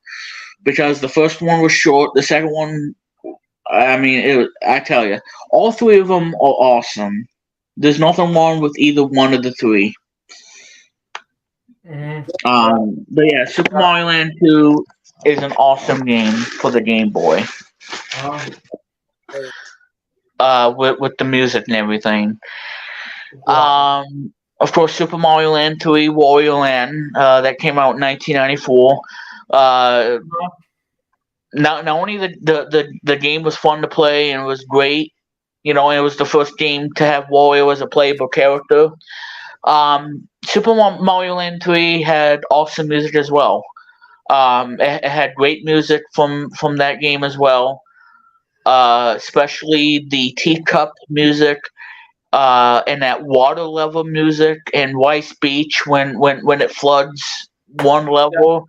And you get to hear that awesome water music. Because even if you're not a water level fan and whatnot, a fan of water levels, you gotta really enjoy the calm, relax, and soothing water music and whatnot. Yeah, the music in Mario Land 3 is awesome. It's Yeah. really good, and the end credits music is awesome too. Yeah. It's amazing. Yeah. But then I want to listen to that TLC song called Waterfalls. Yeah, which is an awesome song too. I love that song. But yeah, but the water level, but the water level music in Super Mario Land 3, it's just nice and calm and really awesome to listen to. Especially the MIDI version of it. It's just awesome. It's one of my favorite songs in the game. So yeah, the music in that game is awesome. So the games I had, like I said, with that, Tetris 2. I can't say much about the game. It's obviously Tetris 2 taking it up a notch and make it tougher. And Tetris 2 is a great game on the Game Boy. And that game I bought at a Walmart in my home state. I remember buying that at a Walmart. Buying a copy of Tetris 2 because I had the NES version that I got as a Christmas present, which came out in 1993. But yeah, so I bought that game at Walmart, and it was awesome that I had Tetris 2. I wished I had the Super Nintendo version because I like that one because the music on that one is much better than in Game Boy and NES versions. Exactly. But yeah, Tetris 2, it has, a game where you can go up to 80 rounds because if you thought level 30 was the end of the game, no, you had to go through 50 more levels. So this game is by far the longest game ever to play because you have 80 levels and it's going to take you a good amount of time, length amount of time to go through every level in the game. So if you start at level 1, I feel like that that it's going to take you about 5 to 8 hours, 5 to 6 hours of beating all the levels because there's 80 stages in the game, which is unheard of for a Tetris game, and that's true on the NES version and the Super Nintendo version. Make the game more difficult. Yeah, exactly. So yeah, there's 80 stages in the game, and new to the Game Boy version is the puzzle mode. The puzzle mode is where you have to use as many blocks as possible, using less of them as possible. So each stage will require 1, 2, 3, or 4, depending on the level. And in order to be perfect on every one of them, you have to meet that requirement and making sure that you clear it with as much pieces as possible. Yeah. Now you can still clear the level if you don't get it perfect. You just have to try it again or just move on to the next level. So if you want to get perfect on all 30, then you have to clear as few blocks as possible as the game tells you. Yes, at least do something. Now 1 is easy, 2 is a bit easy, but when it gets to 3 and 4, then that's where it really kind of gets difficult in a way because you're not sure how many where the pieces are going to be and the bombs and everything, so it can be rather painful if you have to clear 3, get a perfect you need 3 or 4, and so you have to use 3 blocks or 4 blocks. And if you go over that, then you can still clear the level, but pretty much you have to retry the level again to get the perfect. And it's not easy to get, but No, but I'm sure even there's a at YouTube video out there. 5, and it's not easy. Yeah, and I'm sure there's a YouTube video out there somewhere where the guy goes through all 30 levels and gets all perfects and whatnot, Yes. Yeah. which is not easy, for us gamers who like the challenge and whatnot. So that's Tetris 2. And by the way, on level 30, you have to clear. To get a perfect, you have to get 4 pieces, and it's pretty easy. You have all these blocks, and they give you 3 L-shaped piece. And what you have to do is you have to space them out further, and so you have to create a combo chain of sits. And when you do that, the screen flashes and it makes that awesome sound to let you know that you activated a special thing in Tetris 2 by combining sits, and it makes that noise, and then the screen flashes, and then whatever color block that you have on there that matches sits, it would destroy all of them of that color, and then you have to get down to the nitty gritty to clear the last one, and you have to do it for 4. Yeah. That way you can get a perfect and to end the puzzle game and take you to the high score sheet. Yeah. So that is Tetris 2. That was Tetris 2.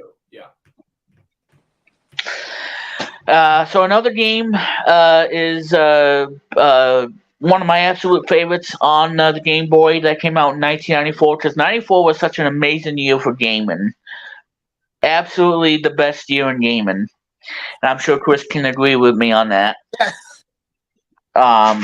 This game that I wanted to talk about, because this is one of my favorite games ever made on the Game Boy, and that is Donkey Kong for the Game Boy. I cannot get enough of this game. This game is a masterpiece in my mind. Wow. Taking what's already great of the arcade port of Donkey Kong, from 1981, and then putting it on the Game Boy. So, and why is this game so special for the Game Boy? Well, because the game has 4 levels like you would normally get in the arcade version, and once you beat that 4th level, and you think it's the end of the game, and then the game starts, and then it gives you a whole new experience of the gameplay, and that's where the puzzles come into the play. So not only it combines the fun arcade game on the Game Boy, but it also adds the puzzle elements into the game, and that's where the game shines, is the whole puzzles in the game, where you have must learn to go for the next stage and everything. So this game has a total of 9 areas, and your objective as Mario is try to save Pauline, but this time you have a key, and that key is the most important mechanic in the game to get through that keyhole and get to the next level in the game. Yeah. And so there's a lot of puzzles to be solved in the game, and you all on a strict time limit, so you can't, fart around and everything. You have to be on your toes, So this game has that mechanic, and I would say the puzzle elements of Donkey Kong is the best thing about it, and why I love this game so much, and it's why it's a masterpiece on the Game Boy. I just love that game. But yeah, so it's a simple game, and it does get challenging later on. The forest, which really wimps up the difficulty a bit, especially 2-7, which is really difficult. Um, but yeah, I mean, now is there anything bad about the game? Well, maybe except for one level that I don't like, the one area, and that's the airplane stage, stage 6.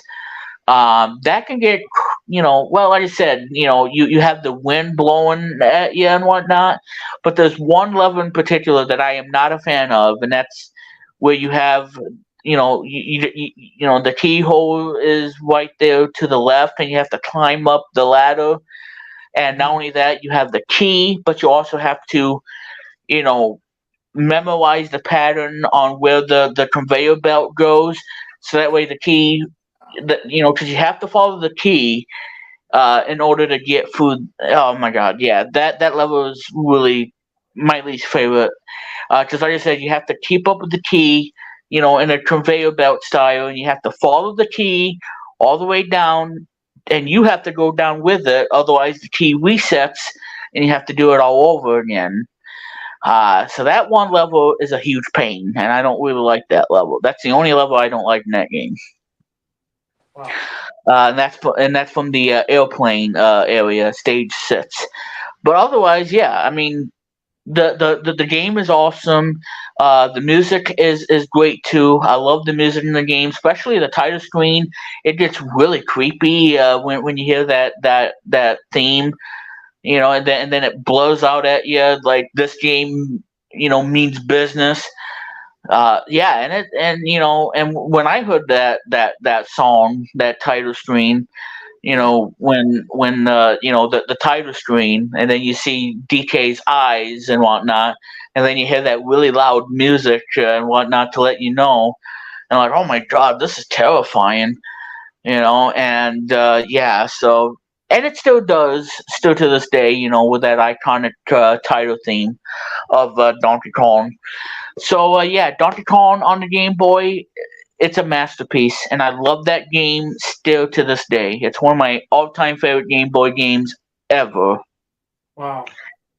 and I love that game to no end. Donkey Kong on the Game Boy is an awesome game, and it's a must-play. And even if you don't care for Donkey Kong or the puzzle elements, just give it a try, because this game is awesome, and it's a masterpiece. It's one of the best games ever made in 1994. I love that game to no end. History, yeah. Yep, it's awesome. So the other games I had, now we're gonna go from 1994 to 1995. Okay. So 1995. Yeah, so 1995 obviously is the year that Luke was born. His birth year. Yeah. But 1995 had great games too. In 95. The one I want to talk about is an awesome game on the Game Boy, and if you like Donkey Kong Country on the Super Nintendo, then you will like this game on the Game Boy, because this is, to me, without a doubt, one of the best games ever made on the Game Boy.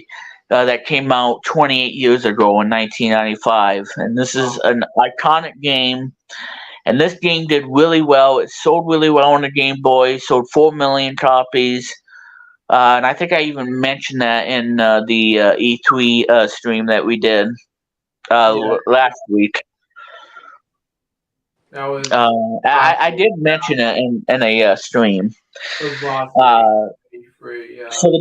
So the game that I'm talking about, ladies and gentlemen, this is one of the best games on the Game Boy, behind Donkey Kong, because that game is the top of my list. This game is Donkey Kong Land for the Game Boy. Yes. And this game is awesome. And the things I love about the game is the gameplay. The graphics are really good. Being on a Game Boy.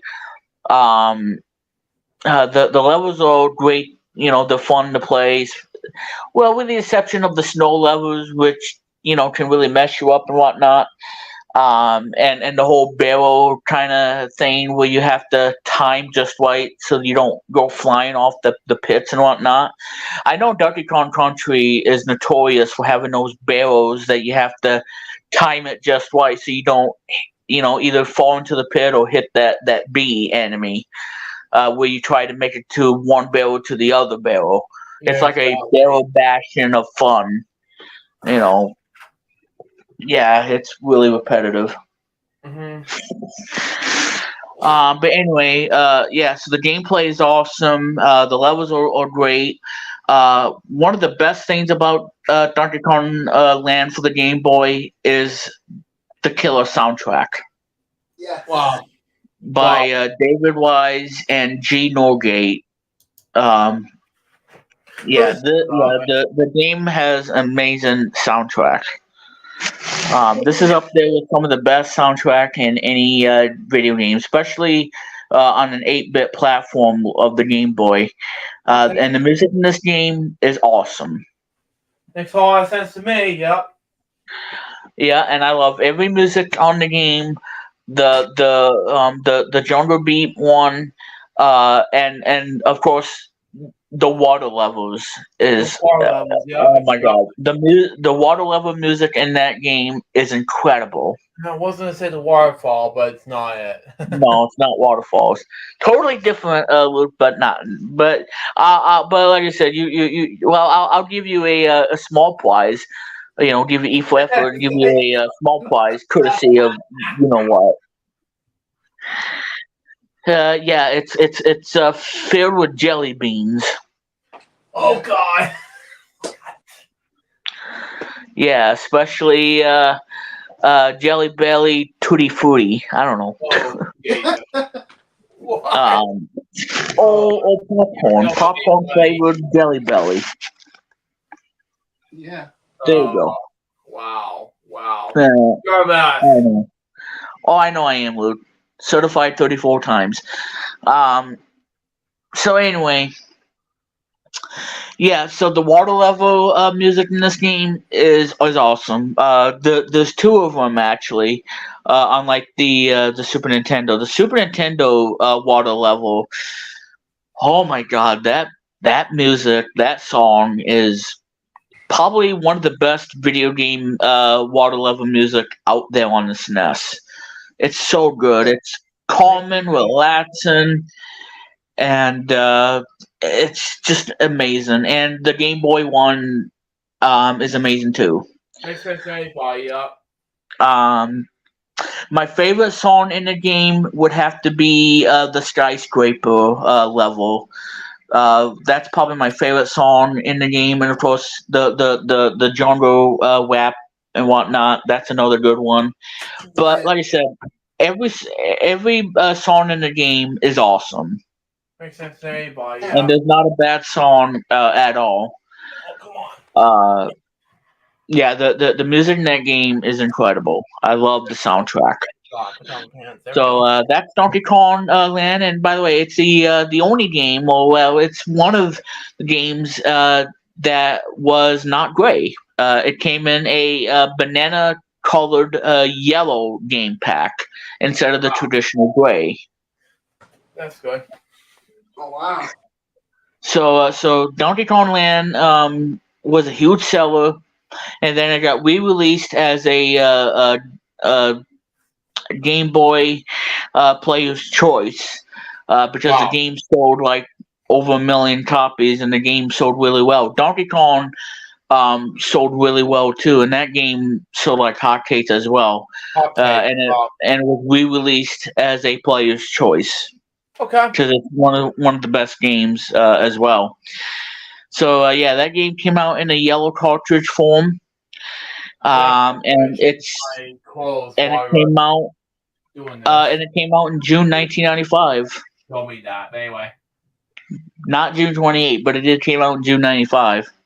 That's good, but not 28. And this is one of my favorite games ever made. That's Donkey Kong Land, the first one. So if you like Donkey Kong Country on the Super Nintendo, like I said, play this game, play Donkey Kong Land, because this is the game that you gotta play because this is an excellent game on the Game Boy, and it's my personal favorite on the Game Boy as well. So that game is awesome, and yeah, I would just play it. It's an amazing game for the Game Boy. So that's Donkey Kong Land, one of the best games ever. Another game that I have is Killer Instinct, the Game Boy version. I had that one. A lot of people don't like the Game Boy version because it's not that great. On top of the when compared to the Super Nintendo version, because Super Nintendo version had that arcade feel almost.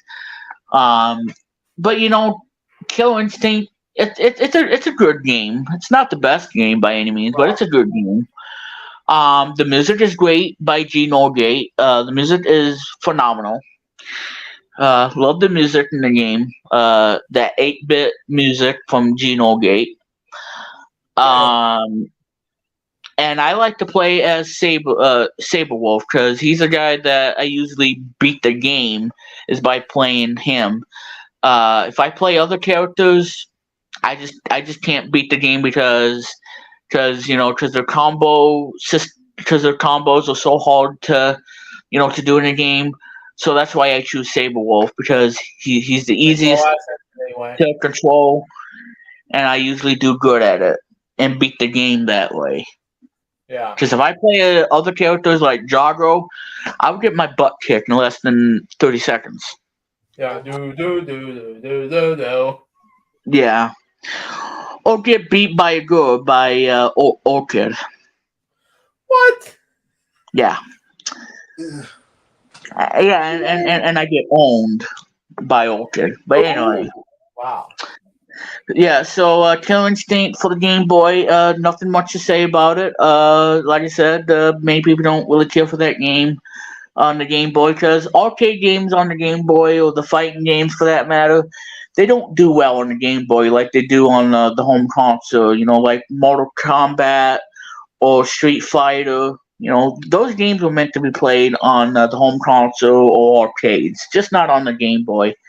I mean, it's not as worse as Tiger, the Tiger Electronic ones, especially the Gamecom, ones, which by the which way, only had two. I was the one who owned the Tiger Electronic one back in the mid late 2000s. It's called BCam now ones. You remember those because I used to film those back in the day because I have memory cards of those back then in the late 2000s, Yeah.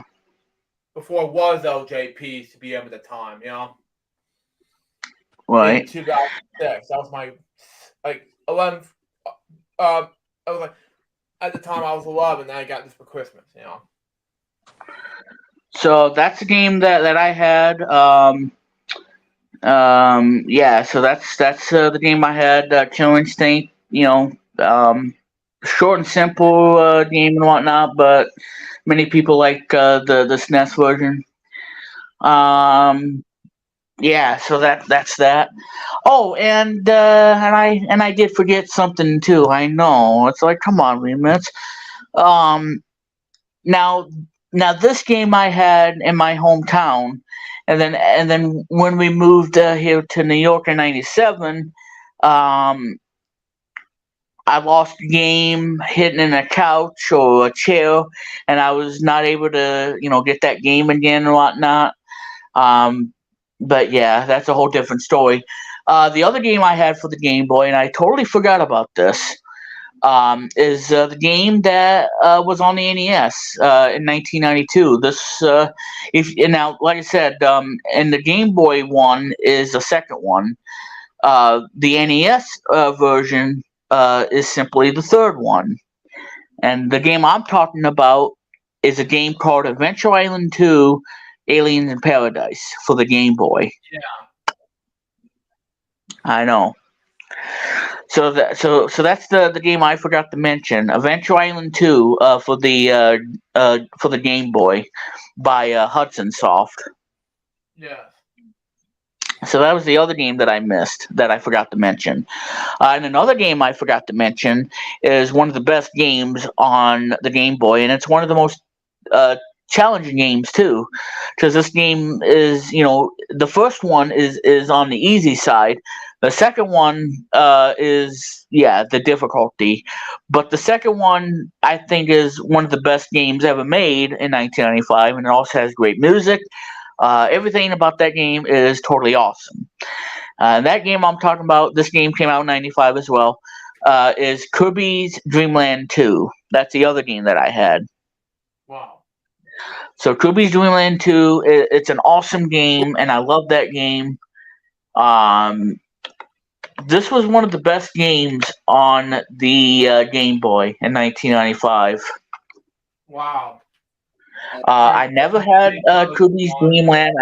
I never had the first one, and I didn't have the third one because the third one was on the Super Nintendo, and that was the last game that Nintendo did for the Super Nintendo in 1997.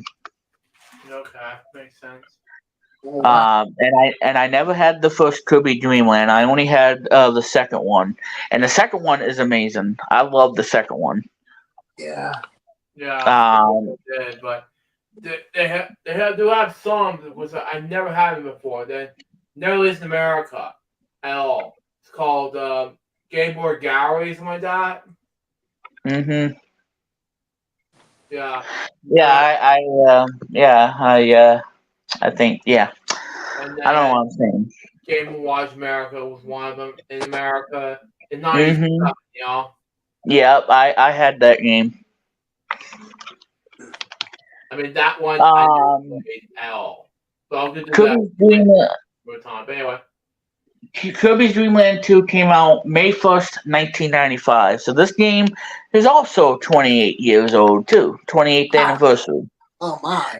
Happy anniversary to that game.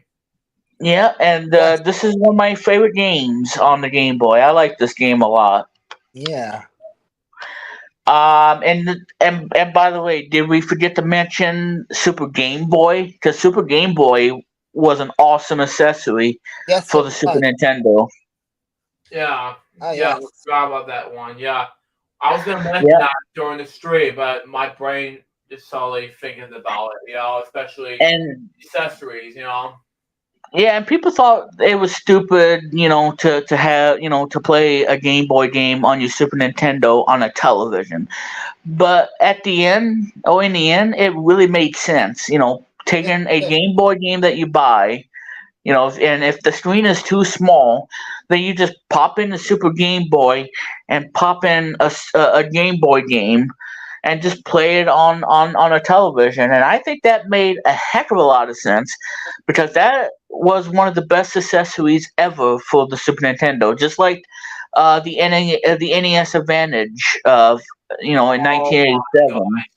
I never heard about this, but I love it. I love the NES Advantage. No, not this Game Boy. I'm talking about this whole Trends video I never heard of from Trends. It's look at say we were cool loot today. I'm gonna retrend that like hey, what's going on? Yeah. I'm not gonna show it on stream, but I'm thinking, oh my god, this is gonna get hilarious. But I'll show off stream when you get a chance on stream. But I'll follow this guy on Trends, but thinking like, oh my god, what is this? Yeah. But yeah, Kirby's Dream Land 2, it's an awesome game. This is a game that is hard to get, or hard to play, whatnot. So, I mean, like I said, Kirby's Dream Land 2 is an awesome game. Yeah. Let's see. The game is noted for being one of the hardest games to attain a 100% completion in the series. So it might be really painful. Might be difficult to get 100% because you gotta collect everything in the game, and for you to get the best ending. And I did not get the best ending, but I did beat the game, and it's yeah, and like I said, this is one of the best games on the Game Boy. This is an awesome game that came out in 1995, and this was a game that you can play on the Super Game Boy because it had that Super Game Boy icon. So yeah, you can play it on the Super Game Boy. So Super Game Boy is awesome, and I forgot to mention that even though it's not a video game, it is a game accessory for your Super Nintendo. Because people were complaining that it did not have backwards compatibility. Well, yeah, I can understand, but you know what? I think having a Super Game Boy, I think the Super Nintendo was pretty much an awesome gaming console, 16-bit system that you could play not only Super Nintendo games but also Game Boy games. Definitely. And that added value to the Super Nintendo. Yes. Cool. Because I had a Super Game Boy and it was awesome. Indeed. And that was the only Super Game Boy accessory I had. I never had Game Boy Player because I didn't get a Nintendo GameCube late because I only had like 2 games, and I wished I had more games with it. Because I was just playing the I just stuck with the PS2. But yeah, the GameCube is awesome too. Had great library of games. And the Game Boy Player is really nice, to play the Game Boy games on the GameCube. Yes. There you go. Yeah, so Kirby's Dream Land 2, awesome game. And there you go. And Luke, and I forgot, and yes, I did forget. Dr. Mario, I had that game. I had Wheel of Fortune for the Game Boy in 1990, and that was it of that. I never had Jeopardy on the Game Boy because I like Wheel of Fortune. Yep, so I only had Wheel of Fortune for the Game Boy, and I also had Dr. Mario for the Game Boy as well. Not as good as the NES one, but yeah, it was Dr. Mario on the Game Boy.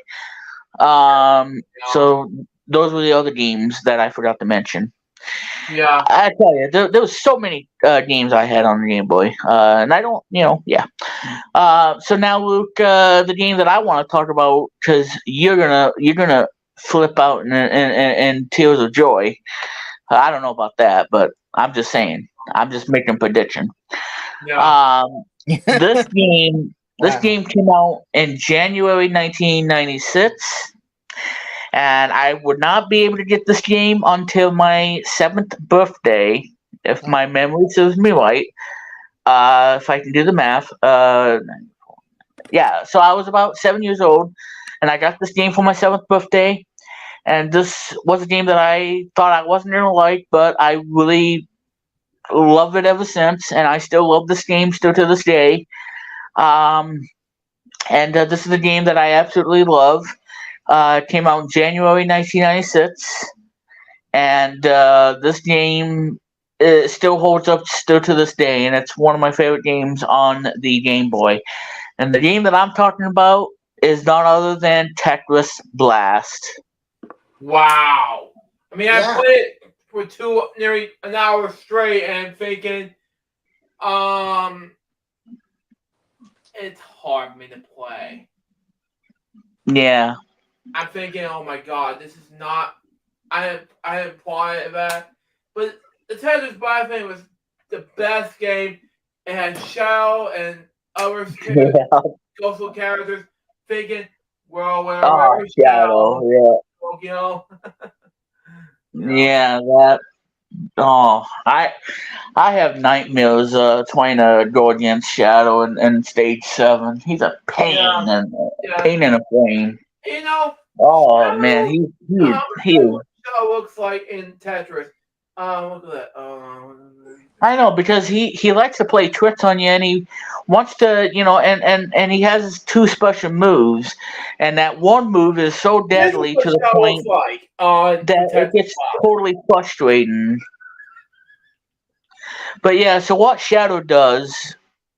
That Shadow Okay, does.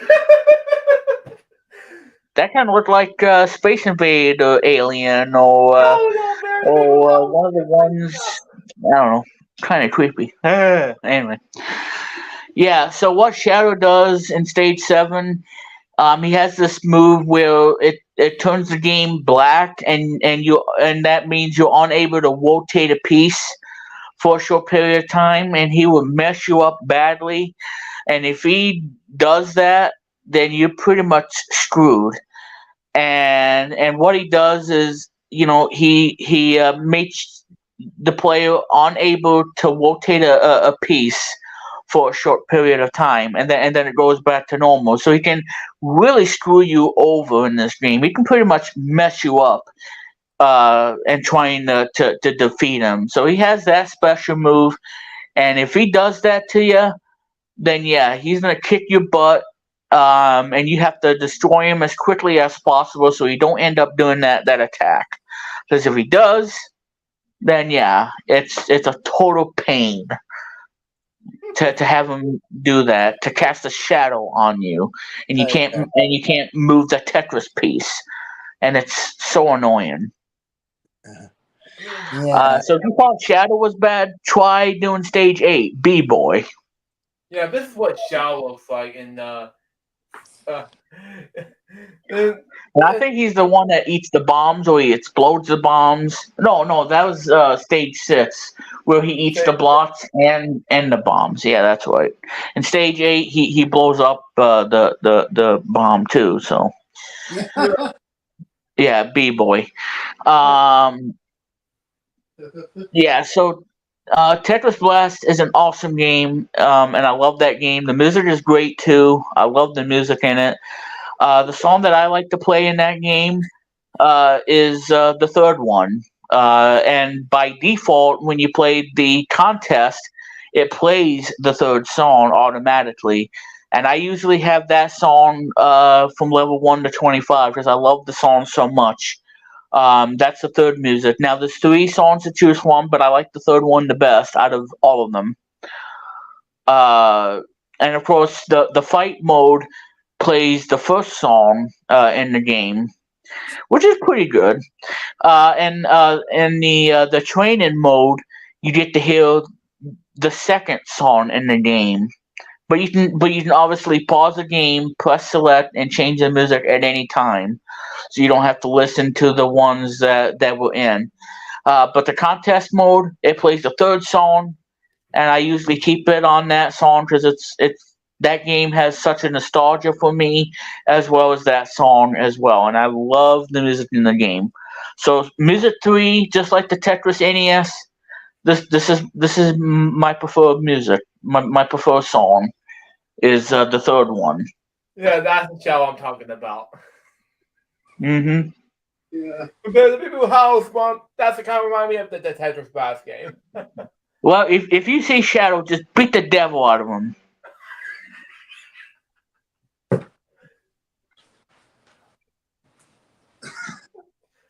Let me tell you a story, Bear.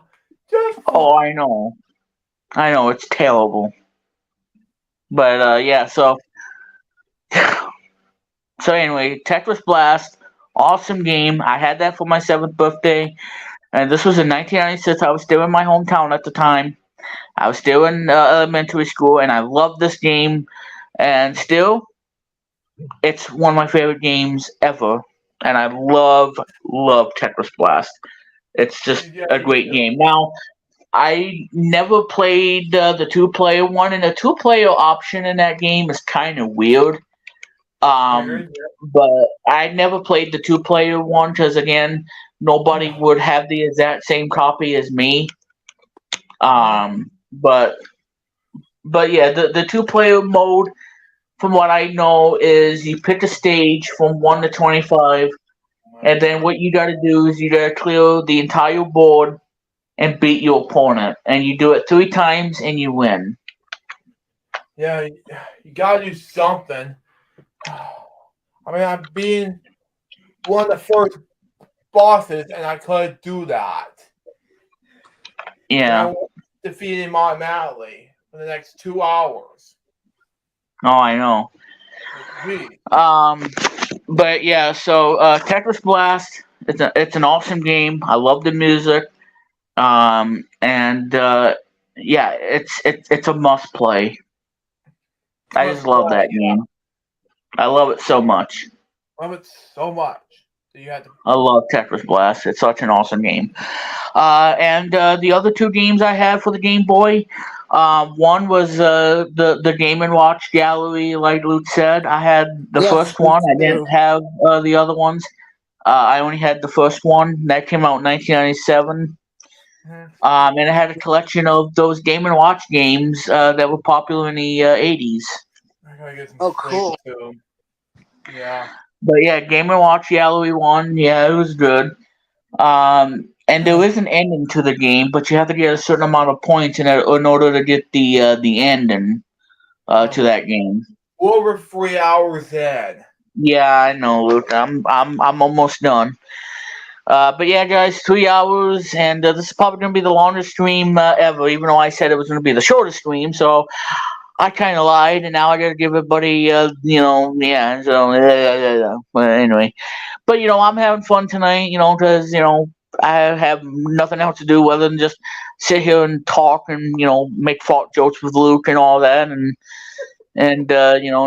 Chris enjoying the stream and everything. Yeah. Yeah. So. The Space Invaders thing, yeah. If you were talking about what show you're referring to, the one is from Bear's Bit Your House, not the Space Invaders thing. Well, kind of looked like it. I mean, God, you blast those aliens away. I mean, come on. Oh no. Let me tell you a story, Bear. Just watch. So, for all you people out there in the viewers saying that this was going to be a short stream, I apologize. Because, yeah. But I'm almost done, so there you go. And the last game I had for the Game Boy.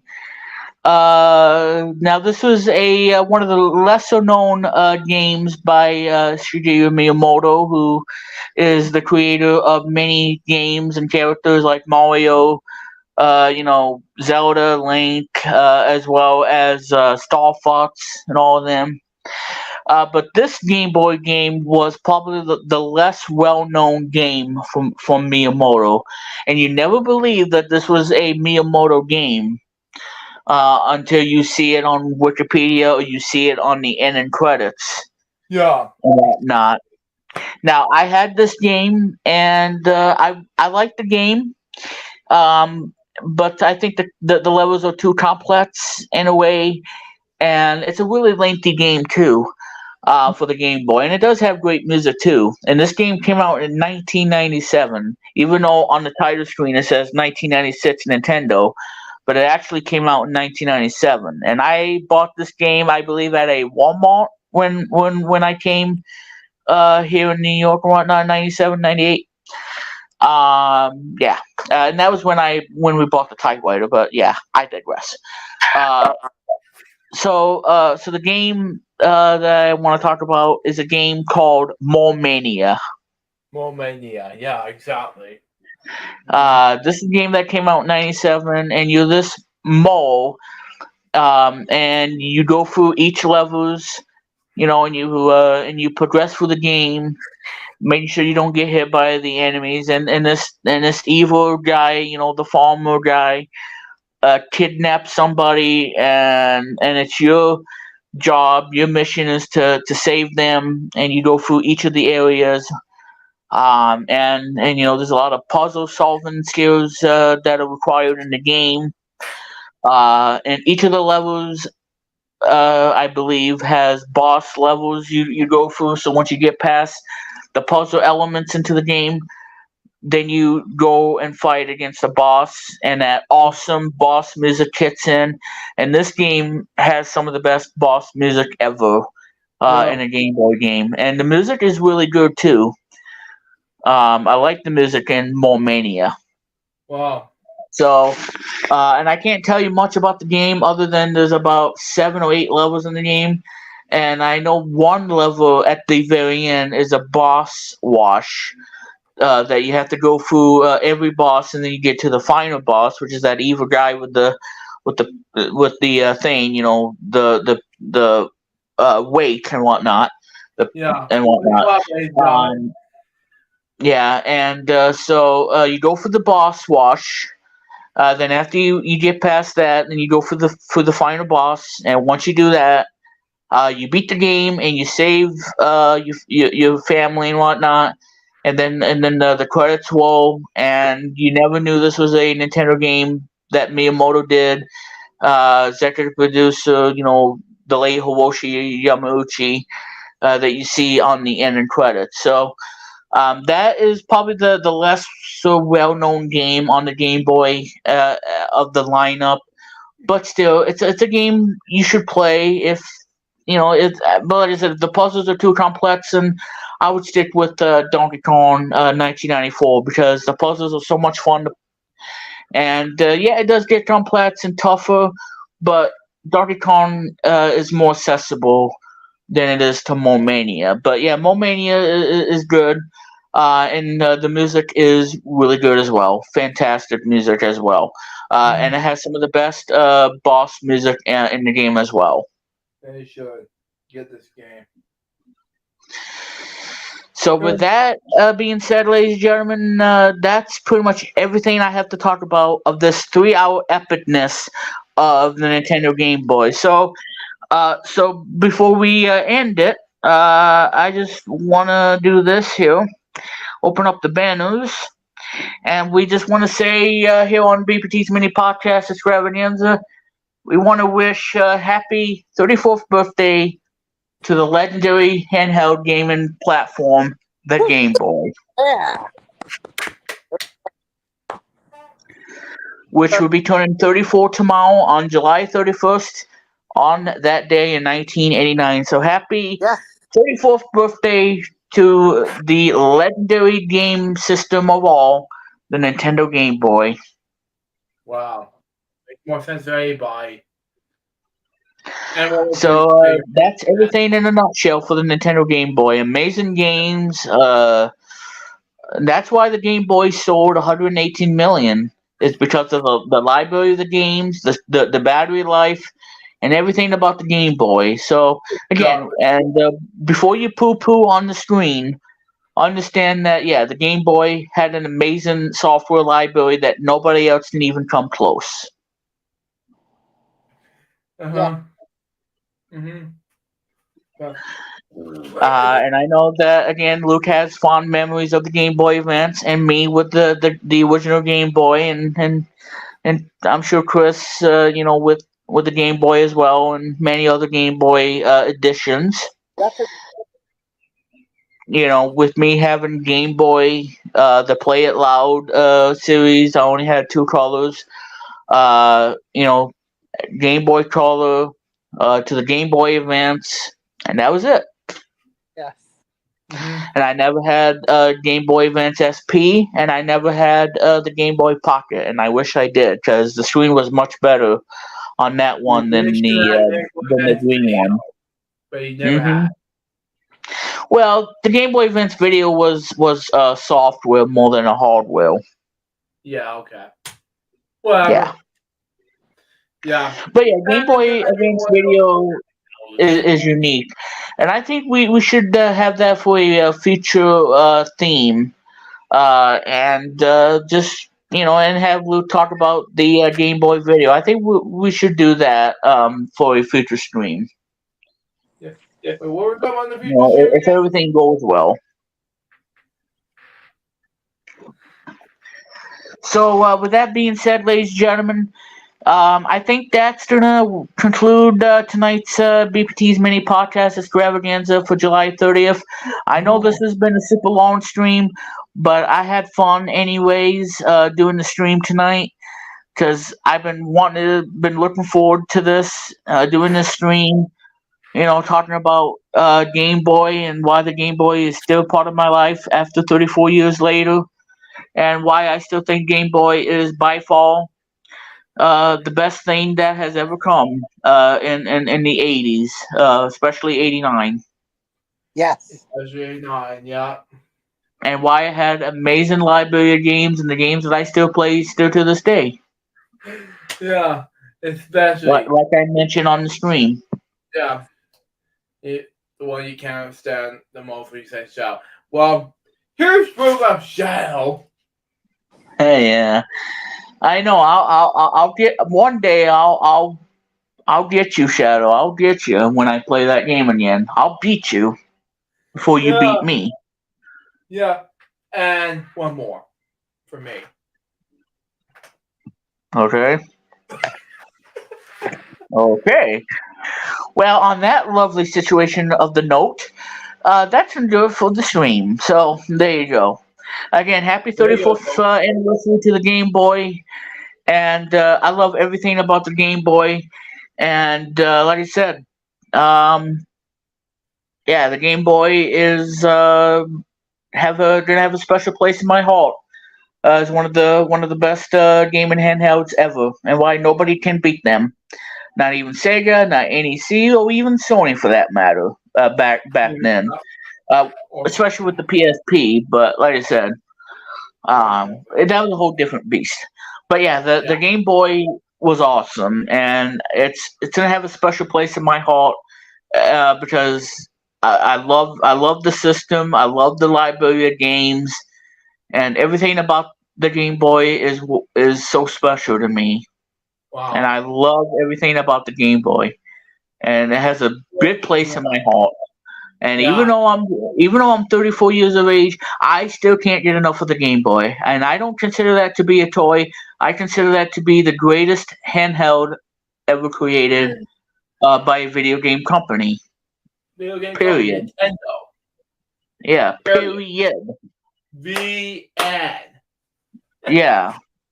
Yes. So that's that. Sorry, 10 o'clock, and sorry past my Yeah, bedtime. I know. Yeah, Yeah, really. well, we're wrapping up. So thank you everybody for tuning in tonight on the stream. I had a blast doing this stream tonight with Luke Jeffers, and for him taking the opportunity, take the time to be on this awesome mega 3 hour stream and talk about the Game Boy and listening to everything I have to say about the Game Boy from the memories I have, and it's just awesome. Oh Mm-hmm. my god. What's going on? Yeah, cool. Yeah, I see. I told you they wouldn't take your favorite show off. Come on, Hallmark. Come on. Okay, so yeah, I'm being bugged by her. So yeah, we're gonna end the stream, but yeah, so the Game Boy is awesome, and I love it. So, and I know that Chris has a lot of fond memories of the Game Boy as well, as much as me. So, Yeah. So for everybody who has a Game Boy still, hats off to you because this is a fantastic system. And yeah, I would keep playing Game Boy until the end of time because Game Boy was awesome and it still is. Just like the NES back in 1985. But yeah, guys, so you can, so thank you all. And by the way, hit the subscribe button so that way, if you enjoy what you see, hit the subscribe button. And of course, if you want to be notified for when I go live again or when I upload a new video, hit the notification bell below, and that way you can get notified for when I go live or when I upload a new video or when I premiere a new video, all that jazz. And yes, guys, you can now check me out on Threads. I am over there on Threads. Right. You can give me a follow. You can give Luke a follow. Uh, and check him out on Threads, and I'm on there too.